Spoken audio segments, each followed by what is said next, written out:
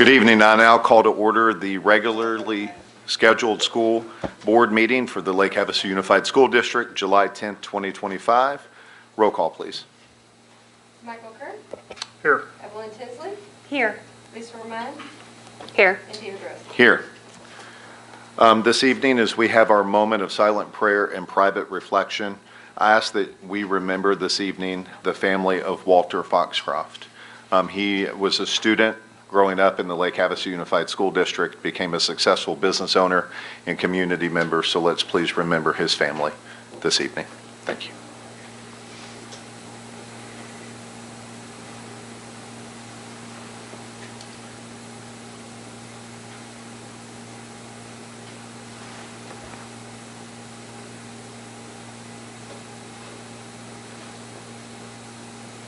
Amen. Would you please stand for the pledge?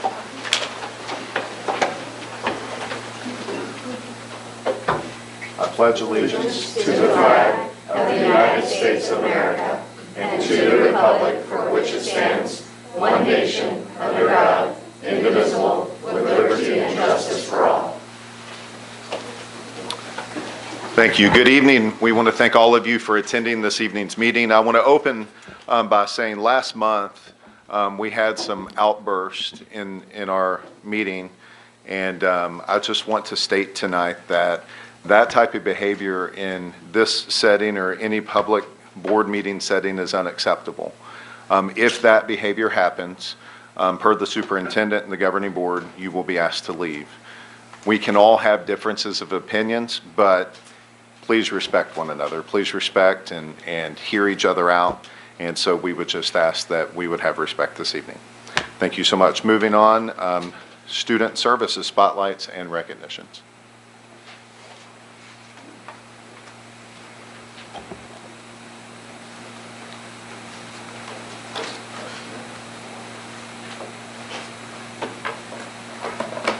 Okay, welcome guys. So tonight we're going to present our spotlight for recognition to Mr. Zampona.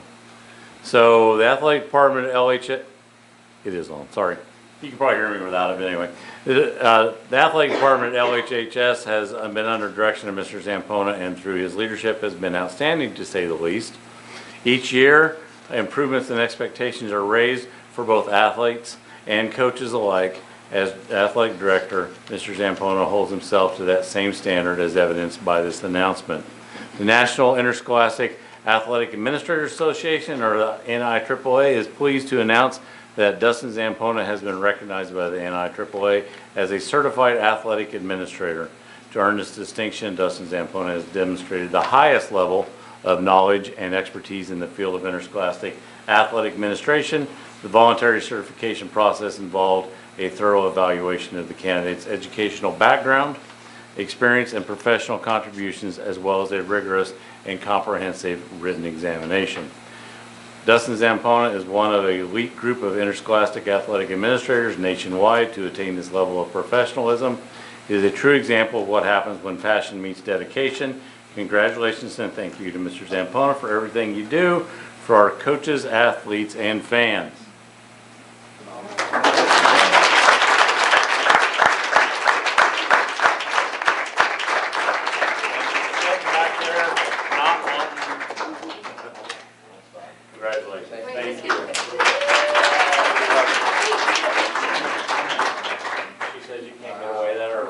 Sorry, I'll do it. You don't have a choice.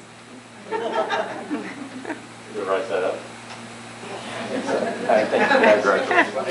Thank you, Board.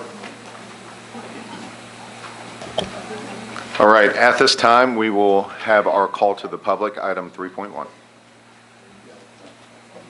Okay, first up is Robert Fisher.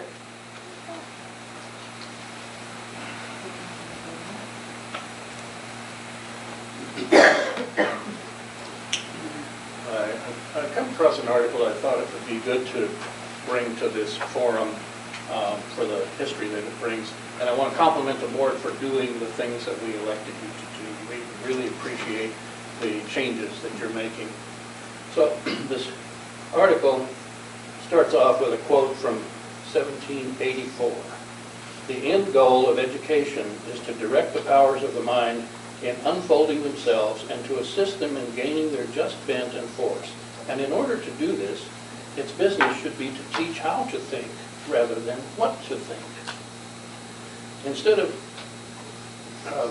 enlightening and strengthening them and teaching them to think freely, it has cramped and enslaved them and qualified for thinking only in one track. It's no accident that the Americans are cursed to repeat history over and over again ad nauseum. It's no accident that despite fiery speeches about never again, our children stumble over the same ideological cliffs as their fathers. And it's certainly no accident that the American public, in all its earnestness, is it on? Well, maybe. Oh, now it is.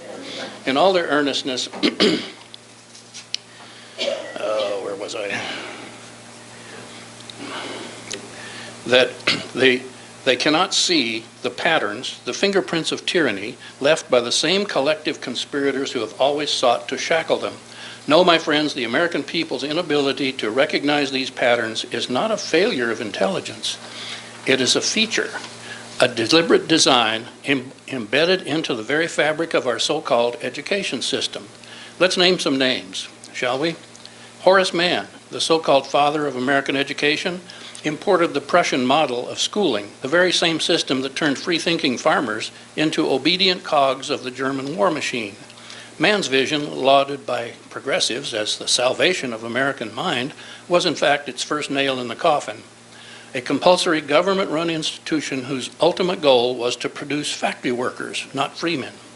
Then came John Dewey, the high priest of progressive education, who insisted that children should be molded by the state into socialized beings. Dewey, whose radical collectivism is well documented, believed that education should not transmit the accumulated wisdom of Western civilization, but should instead indoctrinate students into the groupthink of the so-called common good. And so it did. You have there you have it, a century of educational subversion. Is it any wonder we have a generation of Americans who can't spot tyranny even as it shackles their wrists, who will willingly and gleefully shackle their own wrists so long as the chains are designer and don't clash with their outfit? Are we perpetually caught in the same old traps and sold the same old snake oil? Am I done? Oh. Yeah, thank you, Mr. All right, there's plenty more there. Thank you.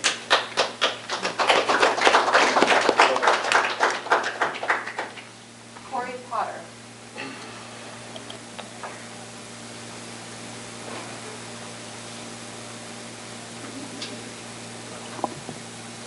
Good evening.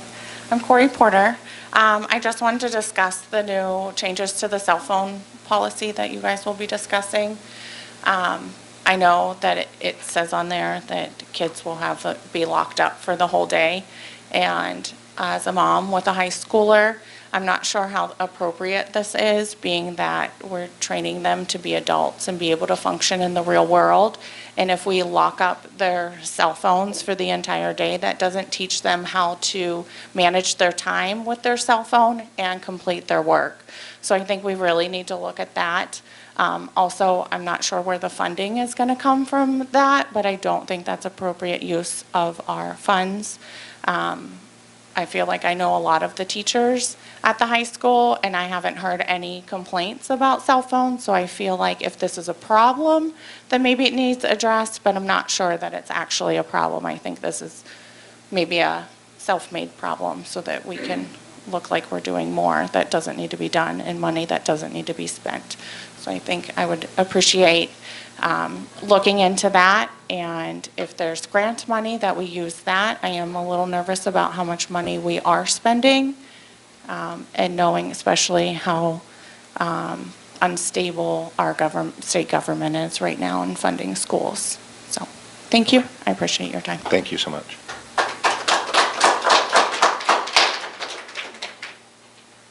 Dina Lutz.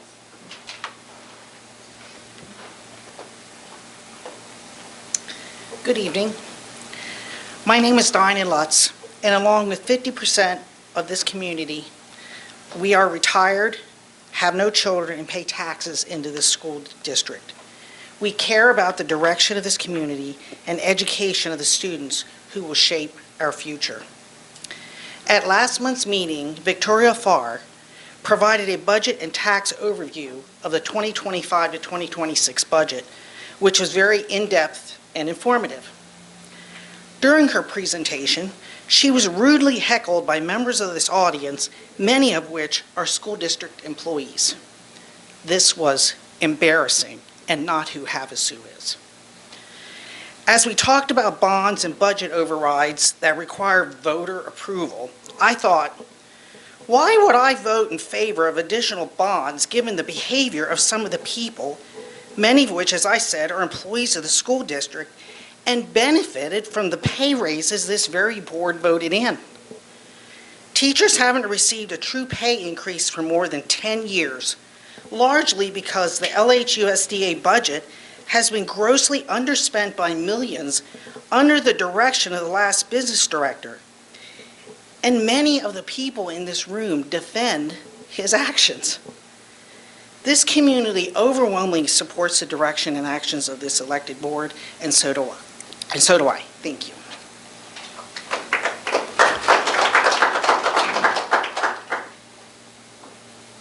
Okay. Thank you so much. Now moving on to item 3.2, business services. Victoria Farr.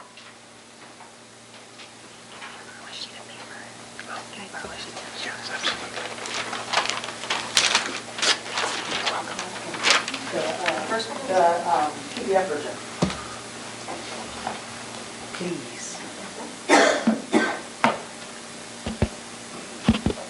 I wish I was that tall. Good evening, everyone, and thank you for welcoming me back for another explanation of the budget. As I stated in my last presentation, these are statutory timelines that we must adhere to in order to set tax rates for the upcoming school year. This particular presentation is not directed towards the tax rates themselves, but this is an open discussion. It's a public hearing. It's an open discussion, so you can feel free to ask me questions about the prior presentation, about any questions you have on the budget at this time, because that's the purpose of the public hearing as mandated by state law. Thank you. So what school districts undergo in Arizona and almost all other entities in the country is called fund accounting. So what that, in the general terms, that means that we have 70 different bank accounts, and every single one of those bank accounts can only be used for a specific purpose. When I spoke at the last meeting in June, I spoke of the three major buckets, M&O, capital, and adjacent ways. But there are 70 different buckets that Lake Havasu Unified has for all of the activities and promotions that the school district employs. So, as I stated last time, of course, M&O is for salaries, benefits. Capital is for additional assistance is for capital. Classroom site fund is for teacher compensation. But there are also other major funds. If you can go to the next slide, please. And the thing about the fund accounting, you have some that are based on how much cash you actually have in the bank. So if you have 1 penny, you can spend 1 penny. You can't overdraw that account. And others, such as M&O and capital, that as long as you have budget capacity, you have $100 and you only have 1 penny in the bank, you can still spend $100. That's how it kind of works in the state of Arizona. So your budget controls are examples are maintenance and operations, district of additional assistance, and most, I say most, federal and state grants. The one that is not budget controlled, you'll see is food service. That is a cash account. So cash controlled, adjacent ways, bonds, auxiliary funds, tax credit. There's a lot of tax credit donations that this community supports the schools, which is a beautiful thing. So those are all cash based. So if you have the money in the bank, you can spend it. If you don't have it, you can't. Next slide, please. So I'm going to go into average daily membership. I didn't get into that presentation last time or into that discussion. So school districts in Arizona are funded on student count, what they call average daily membership. And it's a really laborious calculation for the ease of calculating. If I am a student in high school and I start school, I'm enrolled in day 1, and I make it to day 50 and then I leave, I'm only going to get 50% of funding for that child. If I come in on day 75 and stay for the rest of the year, I'm only getting 25% of the annual funding for that student. So a student has to be enrolled continuously from day 1 to day 100 in order to be fully funded for that year. Now, the implications are that if you have, and Lake Havasu is a beautiful community. There doesn't seem to be a whole lot of charter competition, should we say. There's 1 or 2 charter schools, a couple private schools.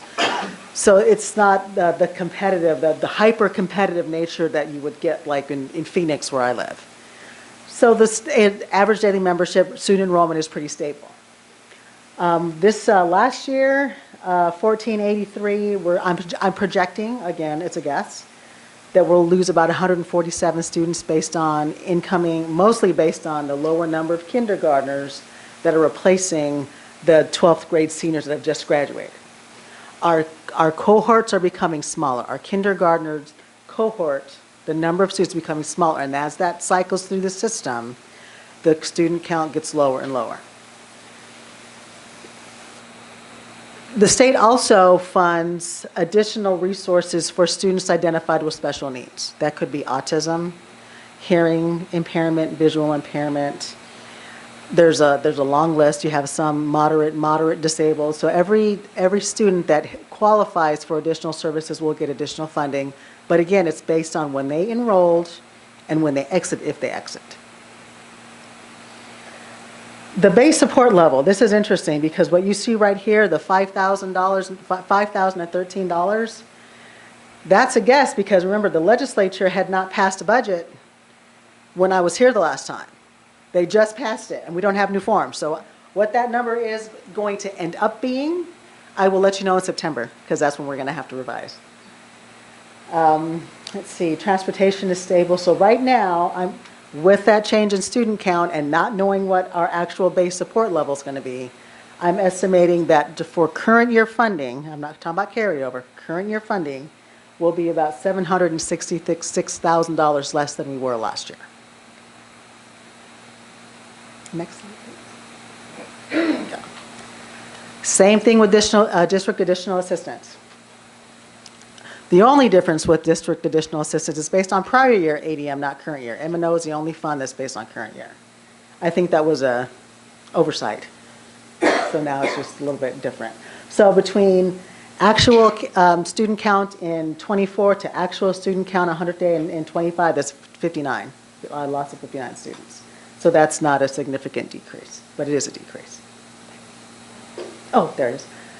Classroom site fund. This again is based on a weighted average daily membership value, which is different than actual average daily membership. You get your weighted counts from how many preschoolers you have, how many elementary kiddos you have in your high school. Each one of those has a different additional weight factor. So as you can see, last year we got $792 per weighted average daily membership student. That's a mouthful. It went up $50 for this year. That should stay the same. It's based on the amount of revenue that the land trust earns over year. So that's a decrease of $19,000 even though we've lost more than that in students. Does that make sense?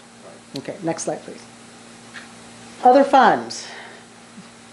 We have bonds, adjacent ways. I did put out a public notice in the newspaper requesting that we add $750,000 to our adjacent ways budget based on the ingress and egress safety needs that we need at our schools. You have instructional improvement, that's from Indian gaming casino revenue, and the state divvies that out to all the schools. Then we have Title I, which is supplemental revenue based on demographics. And Title II is this kind of the same formula, but it's for professional development for teachers. Then you have IDEA, which is Individuals with Disabilities Education Act. Those are your special ed students that get extra funding for their needs on the federal side on top of what they get from the state. And food service, again, that cash controlled fund, it's based on how many meals you sell and how much revenue collection you get from the parents and the government reimbursement. So that's where we're at now.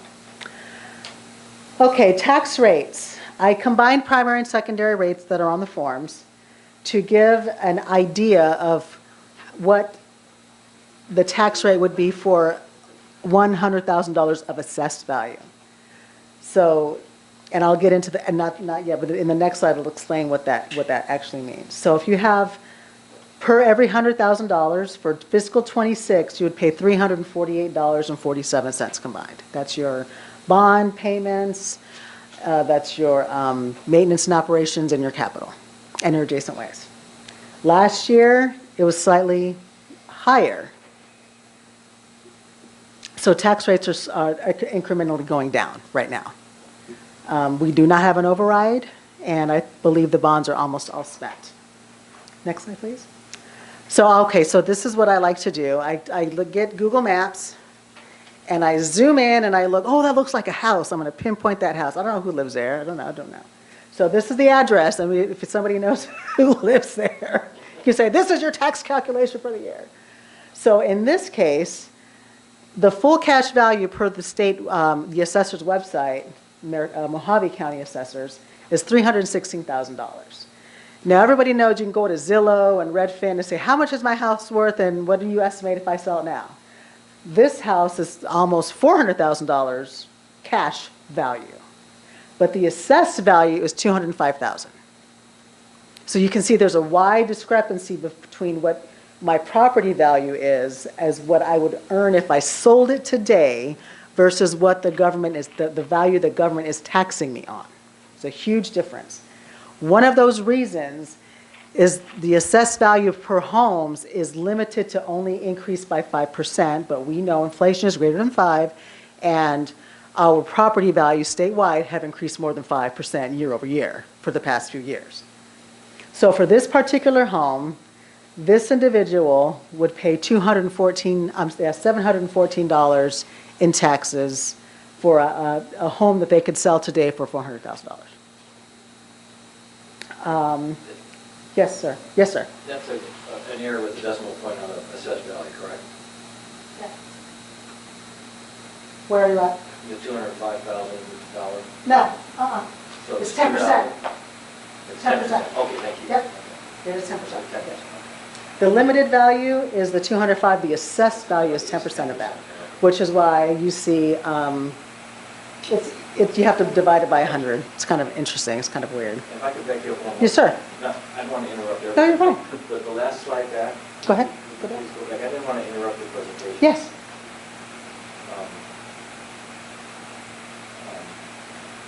I lost my phone value. We can come back. Well, because we're coming up on questions, and I did receive some questions from the community, and I would love to be able to explain some of them if I can.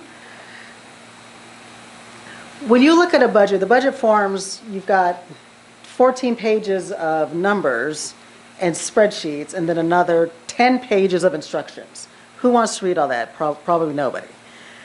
The purpose of, well, one of the purposes of the way the budget forms are structured is because when we upload that information to the state at some point, usually a year or two later, ends up uploading that same information in a data file to the federal government. In order to receive federal funds, we have to give the federal government the data that they ask for. And you have account code strings that are 19 characters long, and you say, why do I have to code it this way or code it that way? Because you have to report it to the federal government so they can do cross comparisons between districts in one state to another. The account code strings are the same anywhere you go. Almost always the same. And if that was my question. A slide back, we were talking about the available cash for this year. Go back one more slide. And was that a combined a funding source of federal and state funds? That was my question on this slide. Well, this is just some of them. We've got 70 funds. We've got a bucket of 70 funds. Right, but when you talk about these funds that on the very bottom, food service, 2.8 Yes. billion, is that a combined state funding and federal funding? That for food service, that's combined revenue that the schools receive from the parent payments and federal government And that is reimbursements. combined. That is combined. Okay. That is combined, correct. For your like IDEA and title, that's purely federal government. Instruction improvement is Indian gaming money. Adjacent ways is taxpayers. And bonds is also 100% taxpayers. The state. Taxpayers.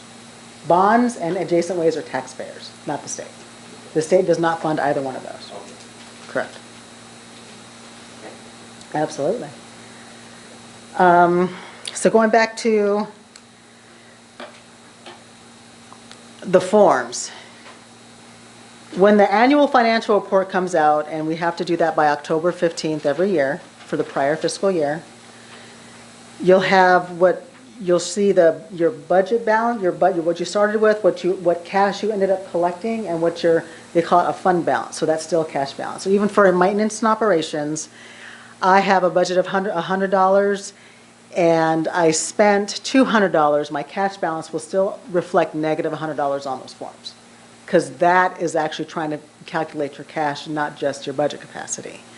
And the reason why I bring that up is because when you look at all the funds and say, okay, well, this says that I have $100,000 or $1 million left over, that means I can use it as reserves. Reserves are very hard to come by. Basically, maintenance and operation and capital are your only two funds where you can generate reserves.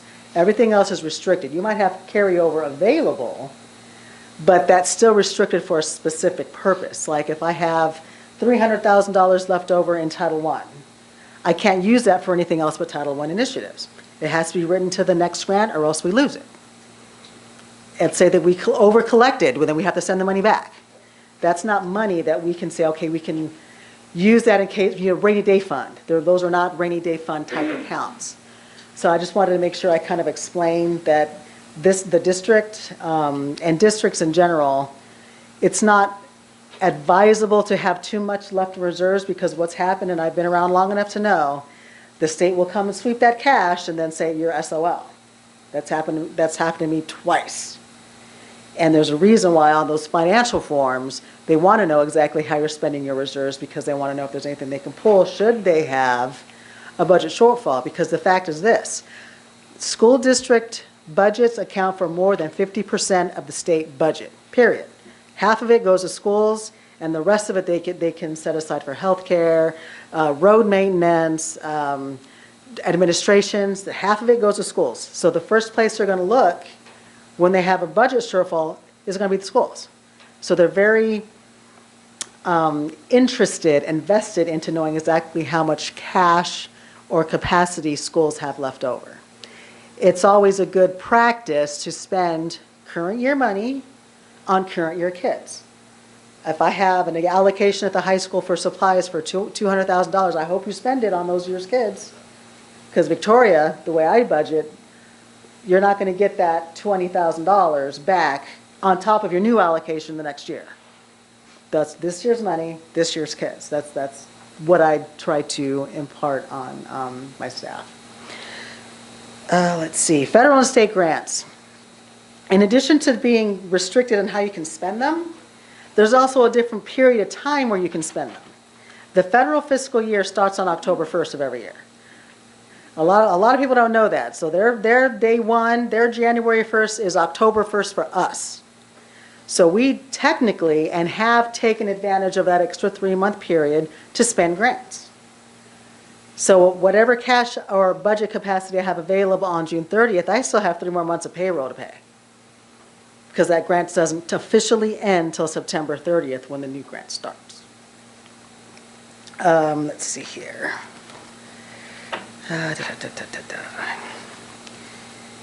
Now, I will apologize in advance. I was brought on by the district in mid-May, and that was not enough time for me to submit a revised budget for fiscal '25. I will do that with they call it a 15915 letter with the Department of Ed. You send them a request form, and then they open the portal. It would come to the board. My plan is to have that done in August, so I can give perfectly good numbers for fiscal '25. Throughout the year, especially in M&O, you have changes in student count. You also have a period of time at the end of June where the state aggregates all the data and then recalculate. Everybody goes through a recalculation of what your final ADM is, and you can always recapture that. So that's my intent, to make sure that I recapture any student gains that happened in June, and that I can make sure that I have, and I can provide the board and the community perfect numbers for fiscal '25.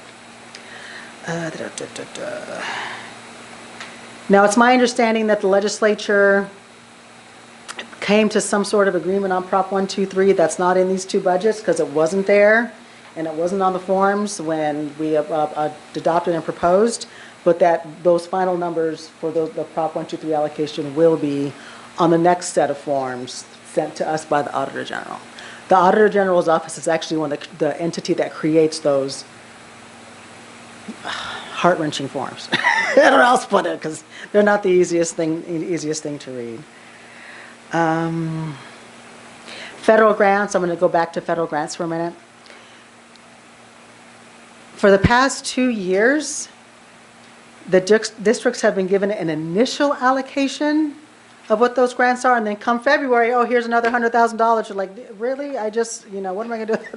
I already have my staff, and it's already more than halfway through the year. So then you get additional allocation. So I do expect that trend to continue, especially for Title I and Title II and special ed. Is that part of overspending? No, that's Over- part over of budgeting? that's part of the federal government ending up giving the states more money. And Yeah, then the but I mean, states would that get that. incentivize you to over budget, knowing that there's more funds coming? No. That we never want to. You never want to overestimate. And grants are very tricky. Advanced grants are very tricky because you have a lot of salaries and benefits wrapped up into the grant funds. So the goal is not to overspend, but also the goal is not to underspend, because you're not allowed to keep anything more than 15% of what you get. So it's Allie, it's she's not. And then if you get lucky and you get that extra money, then you go back and say, oh, now I can buy these other things for the kids that I needed. Yeah. That's how we did it instead. It was like, oh, we have this money, so then it could be allocated towards, like, we really needed some new sensory items. And sensory items are not cheap. They're not cheap. Assistive technology is not cheap. So being able to have those funds to buy those things, that's how you do like that federal grant. The extra money you want to spend is supplies, because typically supplies or equipment, they last longer. Like the sensory equipment, that lasts more than 1 year. You can pay for that out of IDEA. We have a question over here. Yes, sir. No, okay. Yes, ma'am. I don't have the glasses on. How does the education being handed back to the state affect this budget? How does what? The education being handed to the state affect our budgets? What do you mean? Where Closing the Trump, Department of Ed. Oh, that, okay. It's my understanding that before the Department of Education at the federal level was created, that was the responsibility of the Health and Human Services Department. And they administered them via what we call block grants. So instead of, there would be, I wouldn't want to say less red tape, it would a different kind of red tape that we would all have to become acquainted with. That was, I was a kid back then. So I would have to learn what that means. to be seen? Because I mean, it's been decided on, it's just a matter of when it goes into effect. Correct. And the fortunate thing that in Arizona, especially in Arizona, I'm sure it's the same way in other states too, that we have the phone a friend people that you can always go to that are always looking out and sending you emails when they have updates. So one of my good friends that now works at the office in Tucson was at ADE, and he's still maintained all of his grant contacts, and I was able to help a different district recover lost funds through him. So we have a really good network of people and groups of organizations that help mitigate and dig into those details for us, so that way we're not having to do it individually. It's going to be a change if it In happens. the middle of the school year after we budgeted for the school year. That would be very rare for them to make a change to the structure before an October 1st date. So does that, am I reading right, that means that the funds are still coming, but from a different department? A different department and in a different way. So it's not really shorting us? No. It's just getting, okay, thank you. It is managed by state versus higher, Yeah, correct, generally, yeah. and then the state makes that decision for us. Sorry, California running us. Anytime you spend government funds, there's always a level of accountability involved. Thank God. And the only way to achieve that accountability, unfortunately, is some red tape. Because if it was a free-for-all, then you don't have the red tape and you can do whatever you want, but then there's no way to say, okay, well, how did you spend that money? There's no accountability for it. So it's always a balance. It ebbs and flows as entities and organizations and administrations come and go. So you kind of just, you try to live right in the center, even though it kind of sways a little bit more than you want it to. Any other questions?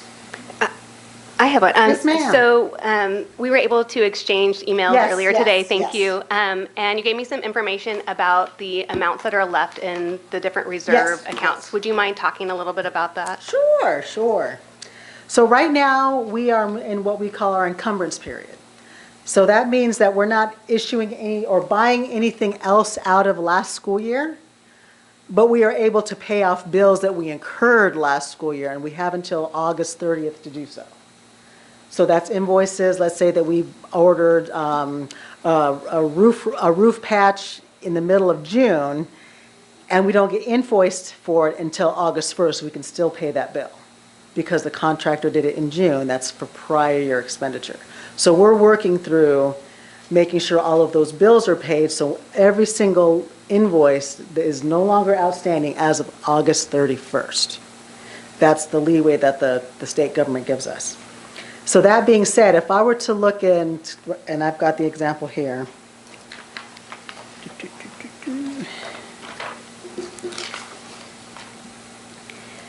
We have almost $435,000 of encumbrances in maintenance and operations.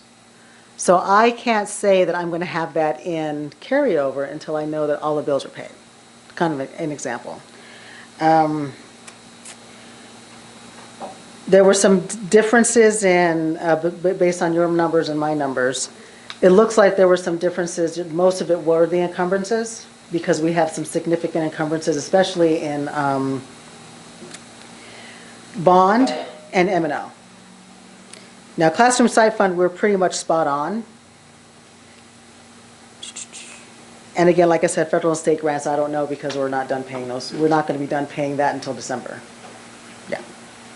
Are you okay with me reading out the specific numbers? You go right ahead. Okay. I thought I had it printed out, but apparently I left that behind. That's okay. Okay, so again, this is reserve, and as Ms. Farrar pointed out, this doesn't take into account sort of outstanding debts that we might have in some of these areas. But for M&O, our reserve is $9,741,060.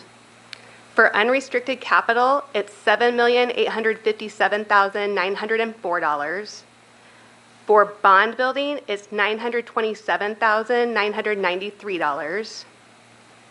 For adjacent ways, it's $251,144.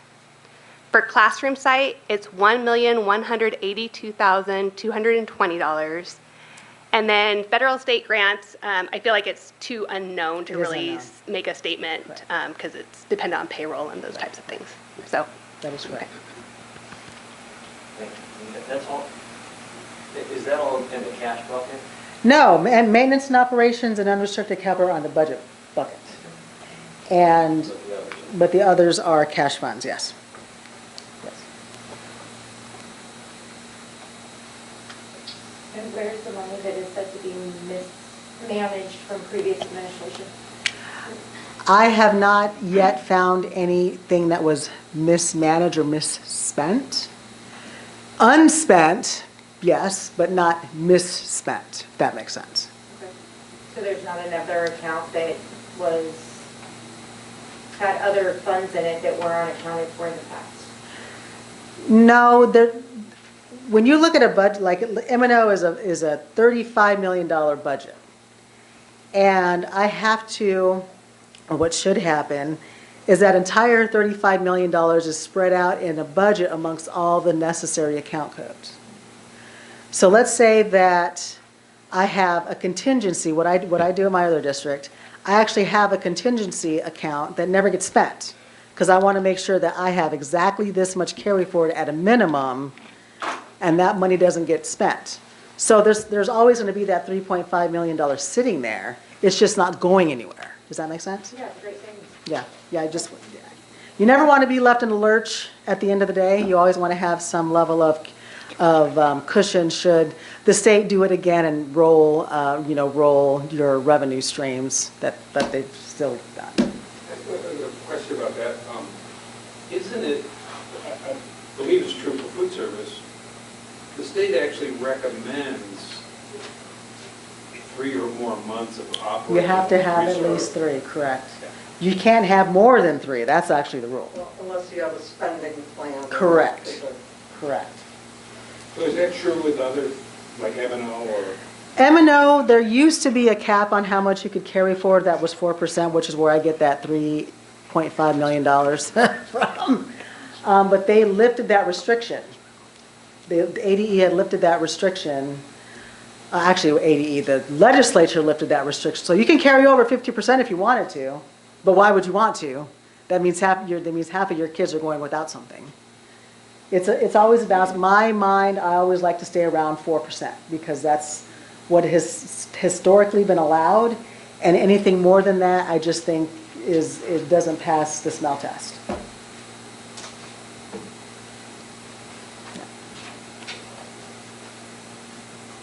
Any other questions? Okay. Long-term wise going to be here, that'll be my last question. That was the question I had written down while you were still speaking before you actually allowed us to talk. So my question that I had written down is, were you brought here by the board, or were you assigned to come down here? And I was invited by the board, yes. You were invited. Yes. And how long is your expectation of staying, or? I believe that's the new question. That's a so I can speak to that. Human Resources, Dr. Stone has requested that that position be posted for an in-person CFO. Okay. So it is posted at this time. And I believe there are some applicants, correct? Yes. And that is fair because this is a heavy lift, because this person that holds this role is not just a manager and a mentor to the staff. They're also hands-on. So it's very difficult, and I feel for the staff, and I'm very grateful for the opportunity, but I've never, I've always believed that the staff needs someone in person for their guidance and support. Somebody that's here full-time. I live in Phoenix. I can't be here full-time. And that's only fair to the staff. All right, any other questions? Any questions from the governing board? All right, thank you, Victoria. Absolutely. All right.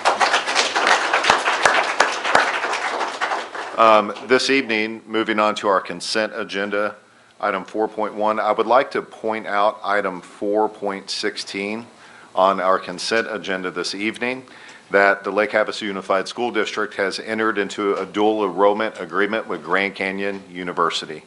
We are super excited about the opportunity. I know Mr. Becker and the high school is extremely excited about this, and it offers even more opportunities for student success for our students here in the district. So thank you, Mr. Becker, and to our team at the high school for your hard work on this partnership. At this time, we will need a vote for consent agenda. Motion for. I move to approve the consent agenda. I second that. Michael Kern, Yes. Evelyn Tinsley, Yes. Lisa Romano, Yes. David Rose. Yes. All right, at this time, item 5.1, student achievement will be presenting this evening, state testing proficiency results. Ms. Olson. All right.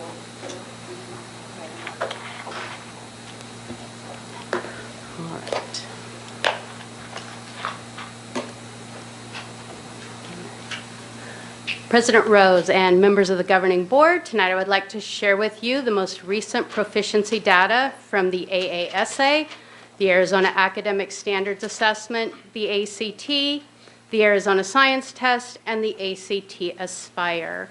It is our intention that the information I'm sharing with you tonight will be on the district website for public access in the near future. First and foremost, I want to thank Mrs. Jamie Tuneman. Her time and expertise she put into compiling all of the assessment data is invaluable. Her ability to make complex information both comprehensible and accessible is truly appreciated. and her expertise helps the entire district make informed decisions that directly support student success. Thank you.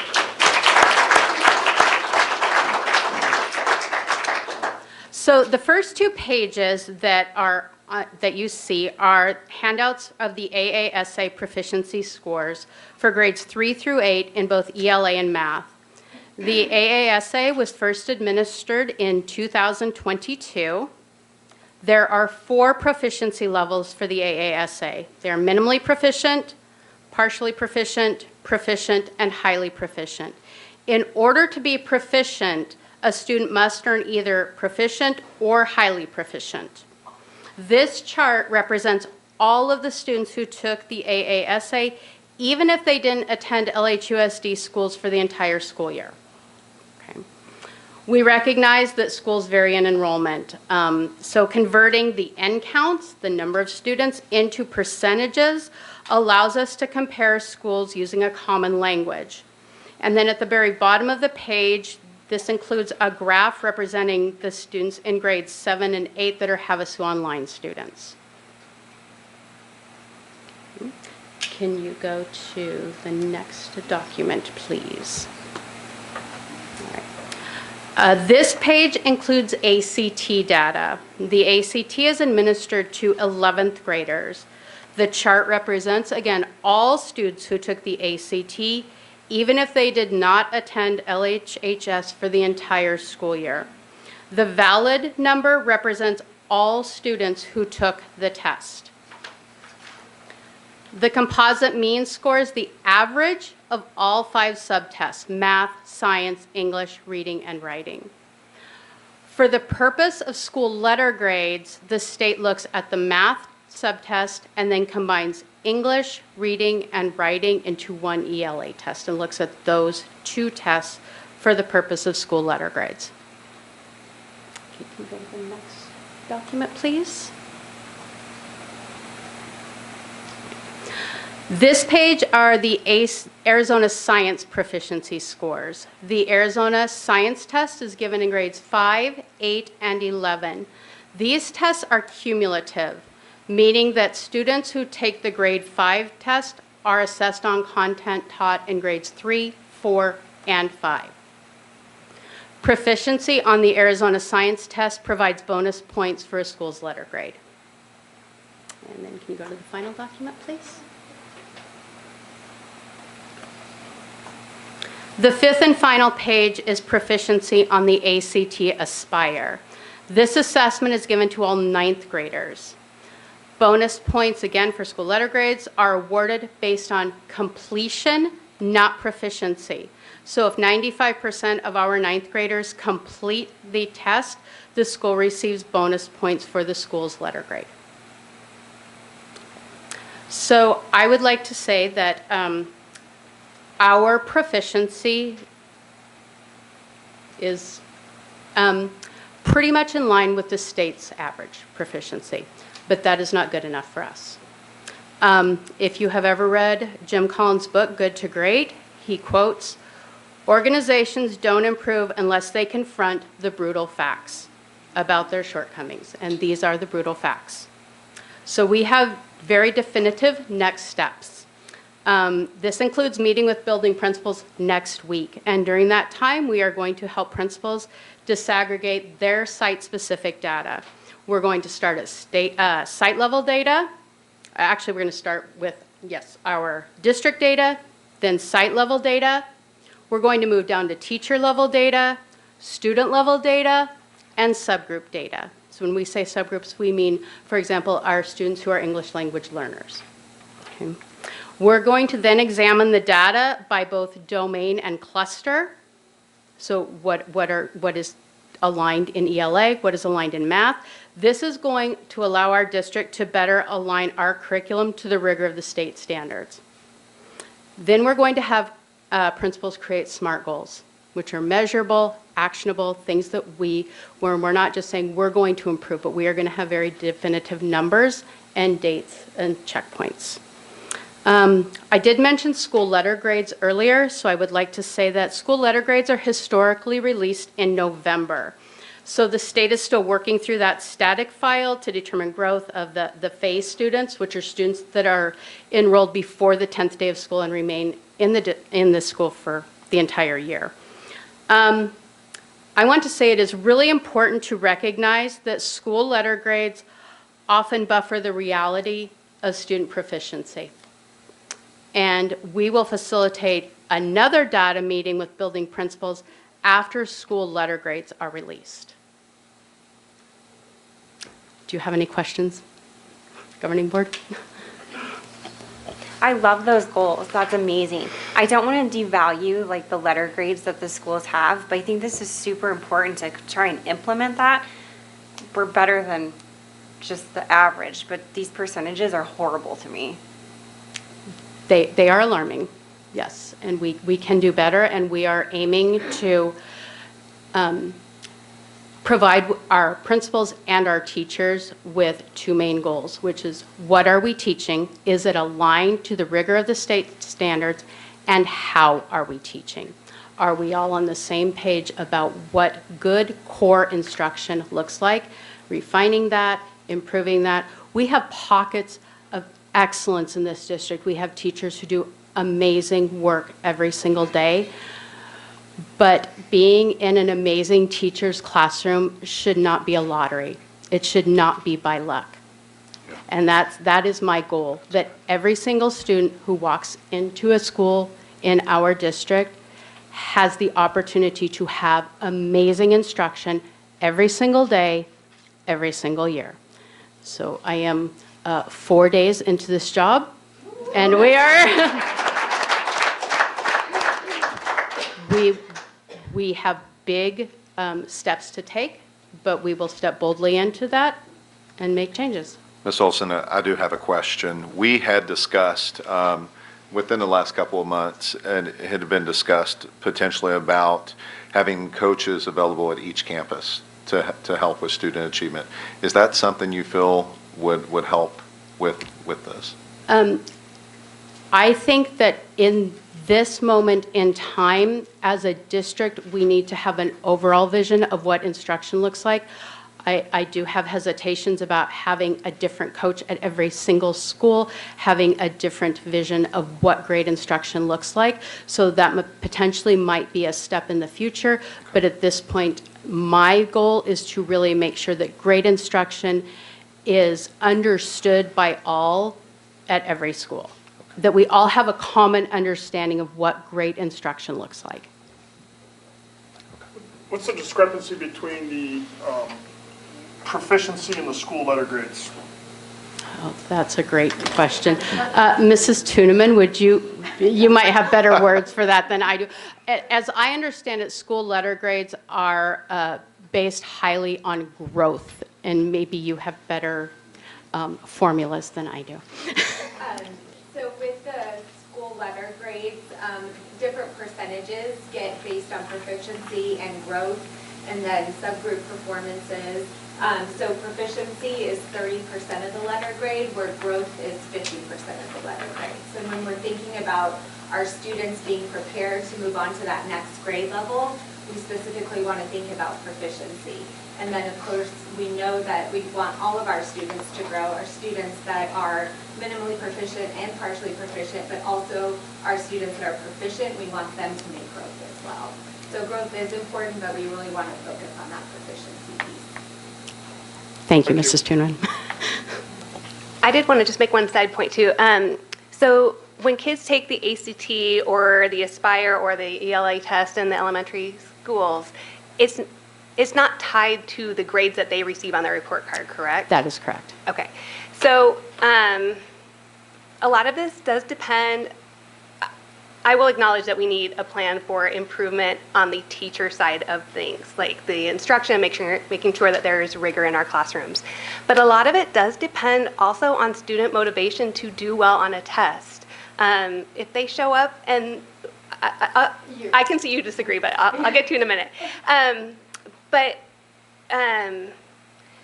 if a student does not have an internal incentive to do well on a test or to take it seriously, or to even just answer all the questions and like focus the entire time, it really brings down those proficiency scores, and it does reflect poorly on our district. And I know that there's a combination of factors at work here. What would you like to say? I think it's actually an administration issue. I think the principals lack consistency and thoroughness. I think that the principals lack a disciplinary action for their staff. And that if the staff are unhappy in their environment, then they're going to create that unhappy environment for my children. So if you take my daughter into your office right now and you talk to her, she may hate you. You can take her in there and he's going to be her best friend. I've experienced that with Miss Forrester, for example. She was the third counselor to talk to my son at Mohave Mental Health before she came to work for you guys. That woman was the only one who could get my son to open up. I was ready to yank him out. I was done. It all depends on the attitude of the person who's instructing, but you can't have a positive environment. If you come to work every day and you feel like your boss is the biggest jackass, sorry guys, you're not going to have a good attitude. And you're not going to portray that attitude on the students. So they want to learn in a way. Obviously, nobody wants to go in and be like scolded or taught something that they're struggling in. But with the right people leading, anyone can do that. Now, I couldn't. I'm not one of them anybody's. I ain't got the patience for it. I'll admit that. But at the end of the day, I think that a lot of, you've got to look at your principals, how they're conducting business, how they're instructing people behind your backs. Because when you walk on that campus, they're all having a fake face. And you need to realize, why does your teachers have a high demand for that school and that school versus this school? Why? That's not because that school's better because it's prettier. It's better because it's ran right. It's ran by somebody who loves, cares, and welcomes their staff. And in return, your students are loved, cared, and welcomed. So I don't disagree with anything that you've said, but it does sound like we're kind of making the same point, even though we come at it from different angles, that a student's motivation to do well on a test is one of the factors, and having a good leader in the classroom will, hopefully create an environment where students want to do well on the test. They want to make us happy. And I love what Ms. Olson said, is we want every child to have an amazing teacher. And so I think that as you move forward as our new student achievement director and making sure that our teachers are excited and motivated and love coming to work and love teaching our kids. So thank you, Ms. Olson. Thank you. Any other I questions? thought I Yes, saw one more. there was another hand that was raised in the audience. I Yes. just wanted to comment, every family has different expectations for Yeah. their kids. Not every parent cares that their kids do well, so I feel like that is a factor, and I do agree. It is. with No, you. I absolutely. think it's twofold. It's families, it's students, and it is the teachers. Yeah. And when we look at, One or the other. yeah, no, absolutely. When we look at some of our demographics in our schools, we have some schools that have students that come from high-performing families that are very involved in the education of their child. And then we have some schools that have families that could care less what's happening, and that is the reality that our principals and our districts, or our district across the city deal with every day, and the teachers deal with that. And, every student is motivated differently, and so as we all move forward together, this really needs to be a partnership of everyone involved, the parent, the principal, the teacher, student achievement, and the board, to make sure that we're engaging with the students and trying to meet the need. So, Thank you. all right.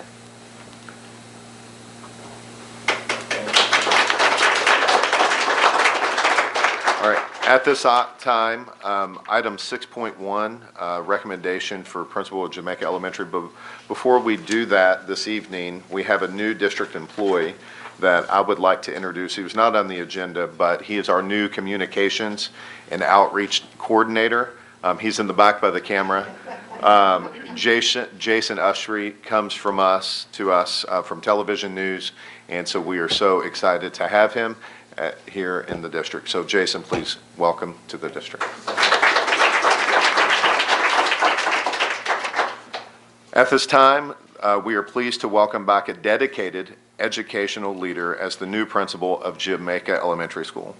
With over 30 years of experience in education, Mr. Whedon began his career in 1993 coaching multiple sports in his hometown of Camden, New York. He soon transitioned in the classroom after earning his master's in vocational tech education. In 1996, he moved to Lake Havasu City and began teaching business classes at the high school, also advising DECA and FBLA student groups. He later served as an assistant administrator and principal at Smoke Tree Elementary School while completing the superintendent internship under Dr. Melly. In 2004, his family returned to New York, where he spent over 20 years with the Watkins Glen Central School District, 9 years as an elementary principal, and 11 years in district leadership roles, including athletic director, communications director, and district data coordinator. Most recently, he supported 2 New York districts in interim roles as athletic director and elementary principal. Now he is excited to return to Lake Havasu Unified School District and continue his career right where it began.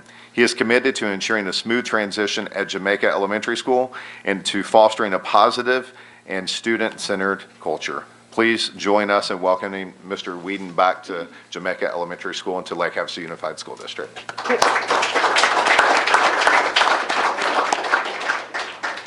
And at this time, I'll open up for discussion from the board. Well, I was just going to say, we do have to vote on it. Yes, absolutely. But he's not here today. Correct. Okay. Well, I make a motion to approve 6.1. Right. I second. Michael Kern? Yes. Evelyn Tinson? Yes. Lisa Roman? Yes. David Rose? Yes. Now we can officially welcome him. All right. Item 6.2, Student Achievement, the 26-27 Academic Calendar. Ms. Olson, welcome back. All right. President Rose, members of the governing board, LHUSD has historically adopted academic calendars 2 years at a time. Administration meets with a calendar committee representing each site to elicit feedback about the academic calendar. The calendar committee met last August and September to review the current adopted calendars. The committee was made up of teachers, classified staff, and administrators. 8 of the committee members were also LHUSD parents. Suggested changes to the calendar were brought back to the school sites for approval. The calendar committee members presented the calendars and a survey was sent out to the sites. 250 responses were collected from school site staff. Overwhelmingly, staff agreed that starting on a Thursday, fall break, and an April testing break were beneficial for students and teachers. They also agreed that having the Monday off for students in January allowed for teachers to prepare for the second semester start. Site principals then held meetings and solicited feedback from parents. All sites shared the calendar during a parent meeting, and parents shared they approved of the academic calendar. The current calendar structure works well with quarters and semesters that are even, and an emphasis on ensuring high school students complete finals before winter break. The current calendar format recommends that school begin for students on a Thursday. This allows for focused time to establish classroom routines and climate prior to beginning academic instruction on Monday. This half-day start also provides a smoother transition for kindergarten students. This calendar includes a teacher workday following winter break to support preparation and collaboration for the new semester. The calendar provides a day off in late April, providing a needed break following standardized testing. Students will continue to attend school for 180 days, and teachers will still work 188 days. Workday calendars are created by Human Resources after adoption of the academic calendar. The calendar style meets accessibility requirements for online posting. The academic calendar attached is provided for the 26-27 school year. All right, thank you. I'll now open up to the board for discussion. I'm pretty sure Stone can answer this one, but why was early releases made in general, especially for Thursday, but what was the reasoning? Dr. Stone? Sir Mike. I think years ago, it was made for ensuring that teachers had time to do professional development and staff faculty meetings and all of those kinds of things that didn't have to happen after school hours. And someone who's been there much longer than me probably has a little more to share with you. Yes, early release days were first instituted when we had a budget shortfall and we had to reduce art, music, and PE at the elementary schools, which meant that teachers had reduced planning time during the school day. To make up for that, we instituted early release days so that teachers could have that planning time. So now we do have those specials now. So why do we have early release on Thursdays? So it was expanded. It used to be every other Thursday, Yeah. which led to a lot of people forgetting which Thursday was which. And then also, it just became confusing, and expanding it to every Thursday meant that we could have articulation meetings at each site level and even inter-site as well. It was especially important over the last several years when we adopted multiple curriculums. And so having the opportunity for teachers to work together over those curriculum adoptions was really important. I think it's super hard for parents to get out, to be able to accommodate those things. I feel like that's one of the biggest things parents don't like about early release Thursdays. So I can speak to that. We recently just had a meeting, Ms. Olson, myself, and some other district staff to discuss not this calendar, but looking at what we could do for the following calendar for 26 and 27. And early release came up, and some of the suggestions, even in conversation with superintendent, and there will be a survey that comes out to all students, families, I'm sorry, not students, but families and teachers and staff, just for feedback. But some of the discussion was getting rid of early release day, that there was some staff that felt there was no longer a need for that. So we're going to be looking at all options, and we have heard from parents that it is an issue, especially if you have families that maybe you have a family has a child at Havasu Elementary, and then they have to rush over to Thunderbolt Middle School. And so one of the conversations that we've had is staggering our start times to make it easier for parents. And so those are discussions that we're having. There will be a calendar committee created, and then we can begin to have those discussions and get feedback from our parents and teachers and staff on what options they would like to see. So Yeah, we are definitely not staying in the realm of we've always done it this way, and so we're going to continue to always do it this way. Once something has played its course and it's no longer needed, we absolutely are willing to adjust. Have you guys consulted the young lady from Phoenix? Sorry, I don't know your name, but I found you in the room. Call me Victoria. Victoria, in regards to what the financial benefit would be to going to 4-day weeks. I know that was brought up last year when the calendar was approved. It was something I spoke at then too, talking about potential 4-day weeks. It would not only financially benefit the schools, because then you wouldn't have to worry about your electricity bills, your staffing, you wouldn't have to worry about lunches for those days or breakfast. I mean, there'd be a huge financial gain and balance. If I may, Cartwright is an urban district, we are on a 4-day week. One of the major reasons was because parents could not stand the half days. My kids go to Glendale Elementary, we have half days, I can tell you that I can't stand it. We're all in the same boat when it comes to half days. But I think that from an educational pedagogy perspective, it's harder. You might have a longer day during those 4 days, but there are some losses to be had when it comes to consistency with the students. So we're kind of struggling with that right now. Little too much for them. And- Yeah, especially with those with anxiety. and we would lose funding for that Friday, correct? No, you don't lose. You don't. Your funding is based on Hours, that's right, okay. and days. So I give a little bit of history on the number of days. For those of us that know about California and California calendars, That's good to know. and myself, I went to Tucson Unified back in the 80s and 90s. We didn't start school until after Labor Day. And then all of a sudden now I come back from Texas after living in Texas. But what? We're starting school in what? August? What? Well, it turns out when I talked about the classroom site fund, that pocket of teacher, the reason why we got that money was adding days to the calendar. So now they kind of forced districts in Arizona to push the calendars ahead to make up for those 10 days in order for teachers to receive more money. But as far as the half days and what half days you don't have, and it's up for debate. I mean, I know Ms. Olson could probably explain that educational piece better than I could. And I know current research does show that 4-day work weeks are not advantageous for students academically, and I do My children are now grown, but yes, the half-days were even a barrier as a teacher, because now what do I do with my kid during Thursdays? So, yes, I'm blessed to be a stay-at-home mom, so I mean, I get it, and I also see as if I was working, it'd be easier for me to say, I can work 4 days a week and guarantee I have to be off on this day for my kids. But everyone's in a different boat when it comes to finances and when it comes to their work schedule. absolutely. I mean, it would have been nice if maybe we could have adjusted for tutor time. I mean, we don't have that. Well, okay, and so for some additional context, 25-26 is set, so I want to make sure that the newspaper, we're not discussing anything for the 25-26 school year. For 26-27, we are voting on this calendar today as far as like the start date, the end date, the days off, all of those types of things.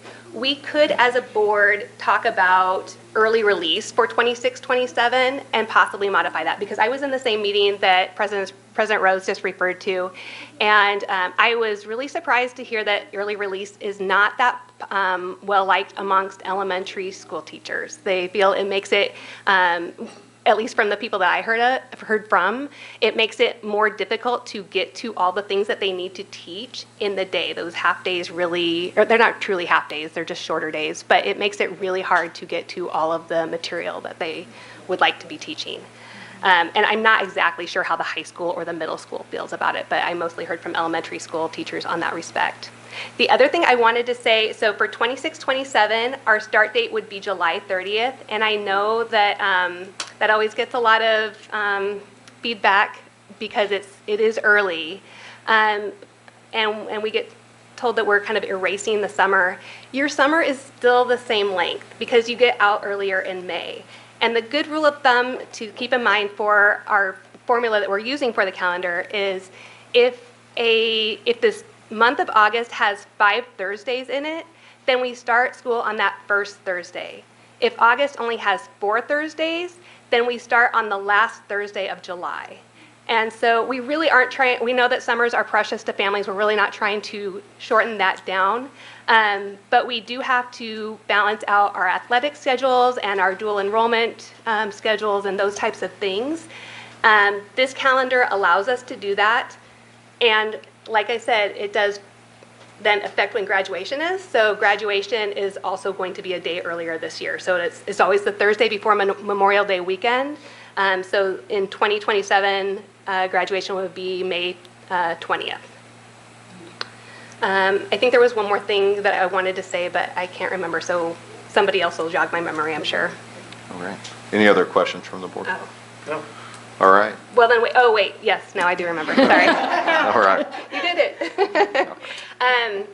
The one piece of feedback that I get from parents is that those days that are kind of odd, like the first day in January, where they get that Monday off, January 4th, it would be in 2027, and then the day in April, which is April 23rd, 2027, they said that those floating holidays make it really difficult on them. Like, most parents don't just have January 4th off for no reason, or April 23rd off for no reason. So one thing that I would like to look into is possibly expanding our partnership with Parks and Rec, or maybe local businesses, to offer some sort of day camp for that one day. I think that might alleviate some of the pressure on families. Agreed. Open up the availability in that place. You literally, within a minute of them opening enrollment, I have friends calling me like, can you take my kids for this weekend? Or this week, or whatever day? I'm like, why? Didn't you get them in Parks and Recs? Oh, no, it was a minute after enrollment. It's like, they book up so fast. They just... You have to be on the click. Yes. There's no availability for anybody who, even in an emergency situation, like, oops, this happened, now I need help. There's just nothing.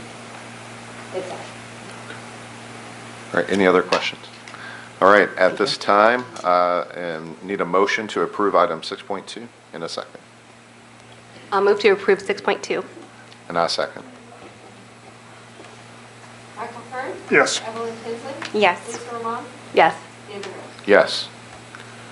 All right. Now, item 6.3, student services. Policy updates for wireless communication devices. Chuck. Oh, I could do the fun stuff. I will tell you guys, I can bring my, if you want to pick my brain on that, I came from a 4-day week school. there are a lot of disadvantages to it. And I can tell you right now, studies say that you really don't save that much money. And losers will lose money on it. I'm going to tell you that that's reality. Victoria's like, yeah. It is reality, so. Oh, now it's on, okay. You heard me anyway. Okay, members of the board, to go over this, before we go into that, I just want to, this is a one-pager. That's the cover page. This is the state bill that covers this. And if anybody ever watches legislation, the state got something done in one page. I credit the Paperwork Reduction Act of 1984. We still print out paper. I have no idea what you're talking about. But the long and the short of this is, and I'm going to tell you right now, this is not unique to Arizona. This is coming everywhere, the cell phone distracted part of schools. I can tell you this law is very to the point. It takes a lot of stuff into consideration, but I want to go through the, oh, you scrolled off the top of it, sorry. I have to make sure I have the right one. So would you like me to read through this, or you guys had a chance to read this, or just hit the highlights? Highlights, yeah. No one wants to be here that long. And no one wants to listen to me talk that long. We put in a few things in there. So it's coming out of this House Bill 2484 is the appropriate use of technology. And I'm going to preface this by telling you when I went through the federal reporting that had to be done by June 30th.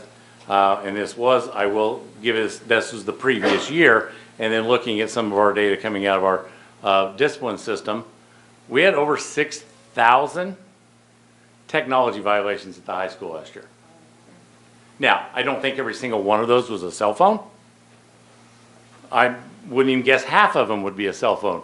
But technology is I can't imagine what I would do if I lost even 2,000 of those violations I had to go track down.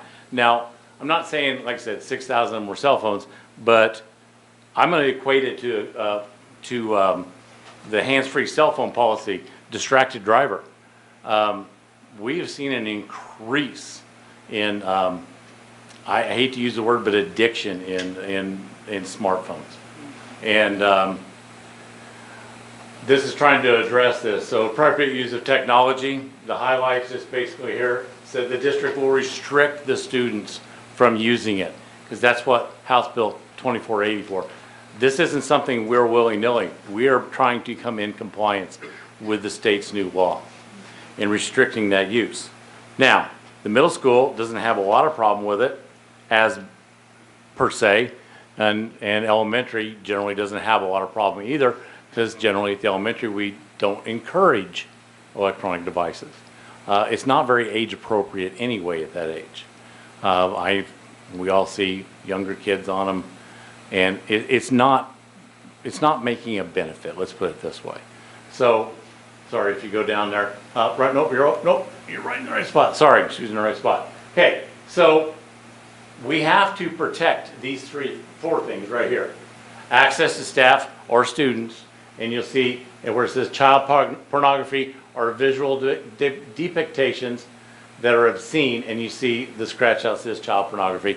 This is just the trust that goes through this for legal ease and taking it out, or harmful to minors. There is no argument against that one. I don't know if there's an argument against why wouldn't we want to do that.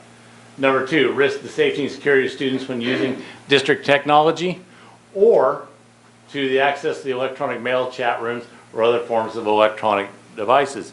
In the state legislation, this specifically says that students during the school instructional day, which we just talked about, and if we want to improve scores, let's focus our instructional day, not distracted by what just got posted on the gram. That's my old joke is, how does teenagers weigh themselves? In Instagrams. I'm a science teacher, it's a bad joke, sorry. But I can tell you, and this has been going on for years, hey, did you see what so-and-so posted? And I'm sitting there going, why are you guys on your phones? You're not even allowed to have your phones. Oh, sorry. And it's a very distracting thing. Unauthorized access and other unlawful activities by students online. and unauthorized disclosure, use, or dissemination of personal information regarding students. That's not unusual. That's not unique to us either. That happens everywhere. I will tell you a story out of Las Vegas. It's about 12, 14 years old, but we had a situation at a high school where an individual was seen to be bringing a gun on campus first thing in the morning. It was a BB gun. It was reported instantly. It was recovered out of his locker, and everything was done. Put the place on lockdown until we made sure there was no other threat. That is the proper thing to do. It was made on announcements, and it was gone room to room. And this is 12 years ago when phones weren't even that as prolific as they are now. It says stay off your cell phones. Don't use them. Within 30 minutes, I wasn't at that school, but a good friend of mine was. I had 2 sets of parents in major car accidents rushing to the scene because the game of telephone, literally, was that there were SWAT and like, people, madmen on top of the roof with rifles. None of that was true, but people rushed. Oh my goodness, I got to get down there. 2 different sets of parents had to go to the hospital for major car accidents, just rushing to that event. We have an emergency process. We have a system to get out information whenever anything happens.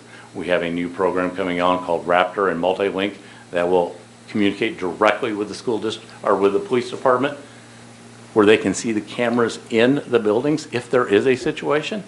And I can tell you right now, using cell phones only complicates things. It's not necessarily my opinion. This is from years of experience. So where are we at now? Sorry. Oh, student code of conduct. Okay, so this would be this is what we're asking for the board to approve, which would be 5-305 student code of conduct. The really only change to this is the same student code of conduct that we already have. Where's that? There it is right there. Number 30, cellular telephones. And you'll see the markouts again. They just are creating, this is lawyer speak for just creating instead of calling it electronic communications, wireless devices. Students shall not use a cell phone, which they call cellular telephone, or other electronic communication devices during, and you skip over there, the school day, including meals, passing periods, and recess, except as expressly permitted by the district. Restrictions are limited in a procedure 5-305A, the district technology use agreement, which I will go over our proposed restrictions. Is there any questions to any of that? Yes, ma'am. In what year did 150-120-05 come out? So I'm not finding. 2484? In what year? You talking the new bill? The 15-120.05. I'm not finding it on our government website as a law. I think that's our district. These are local ARS stop 15. Okay, ARS. I'd have to click on that link literally in this post and it will tell you. I'm going off of, I apologize, I'm going off the House bill that passed this restrictions. Okay?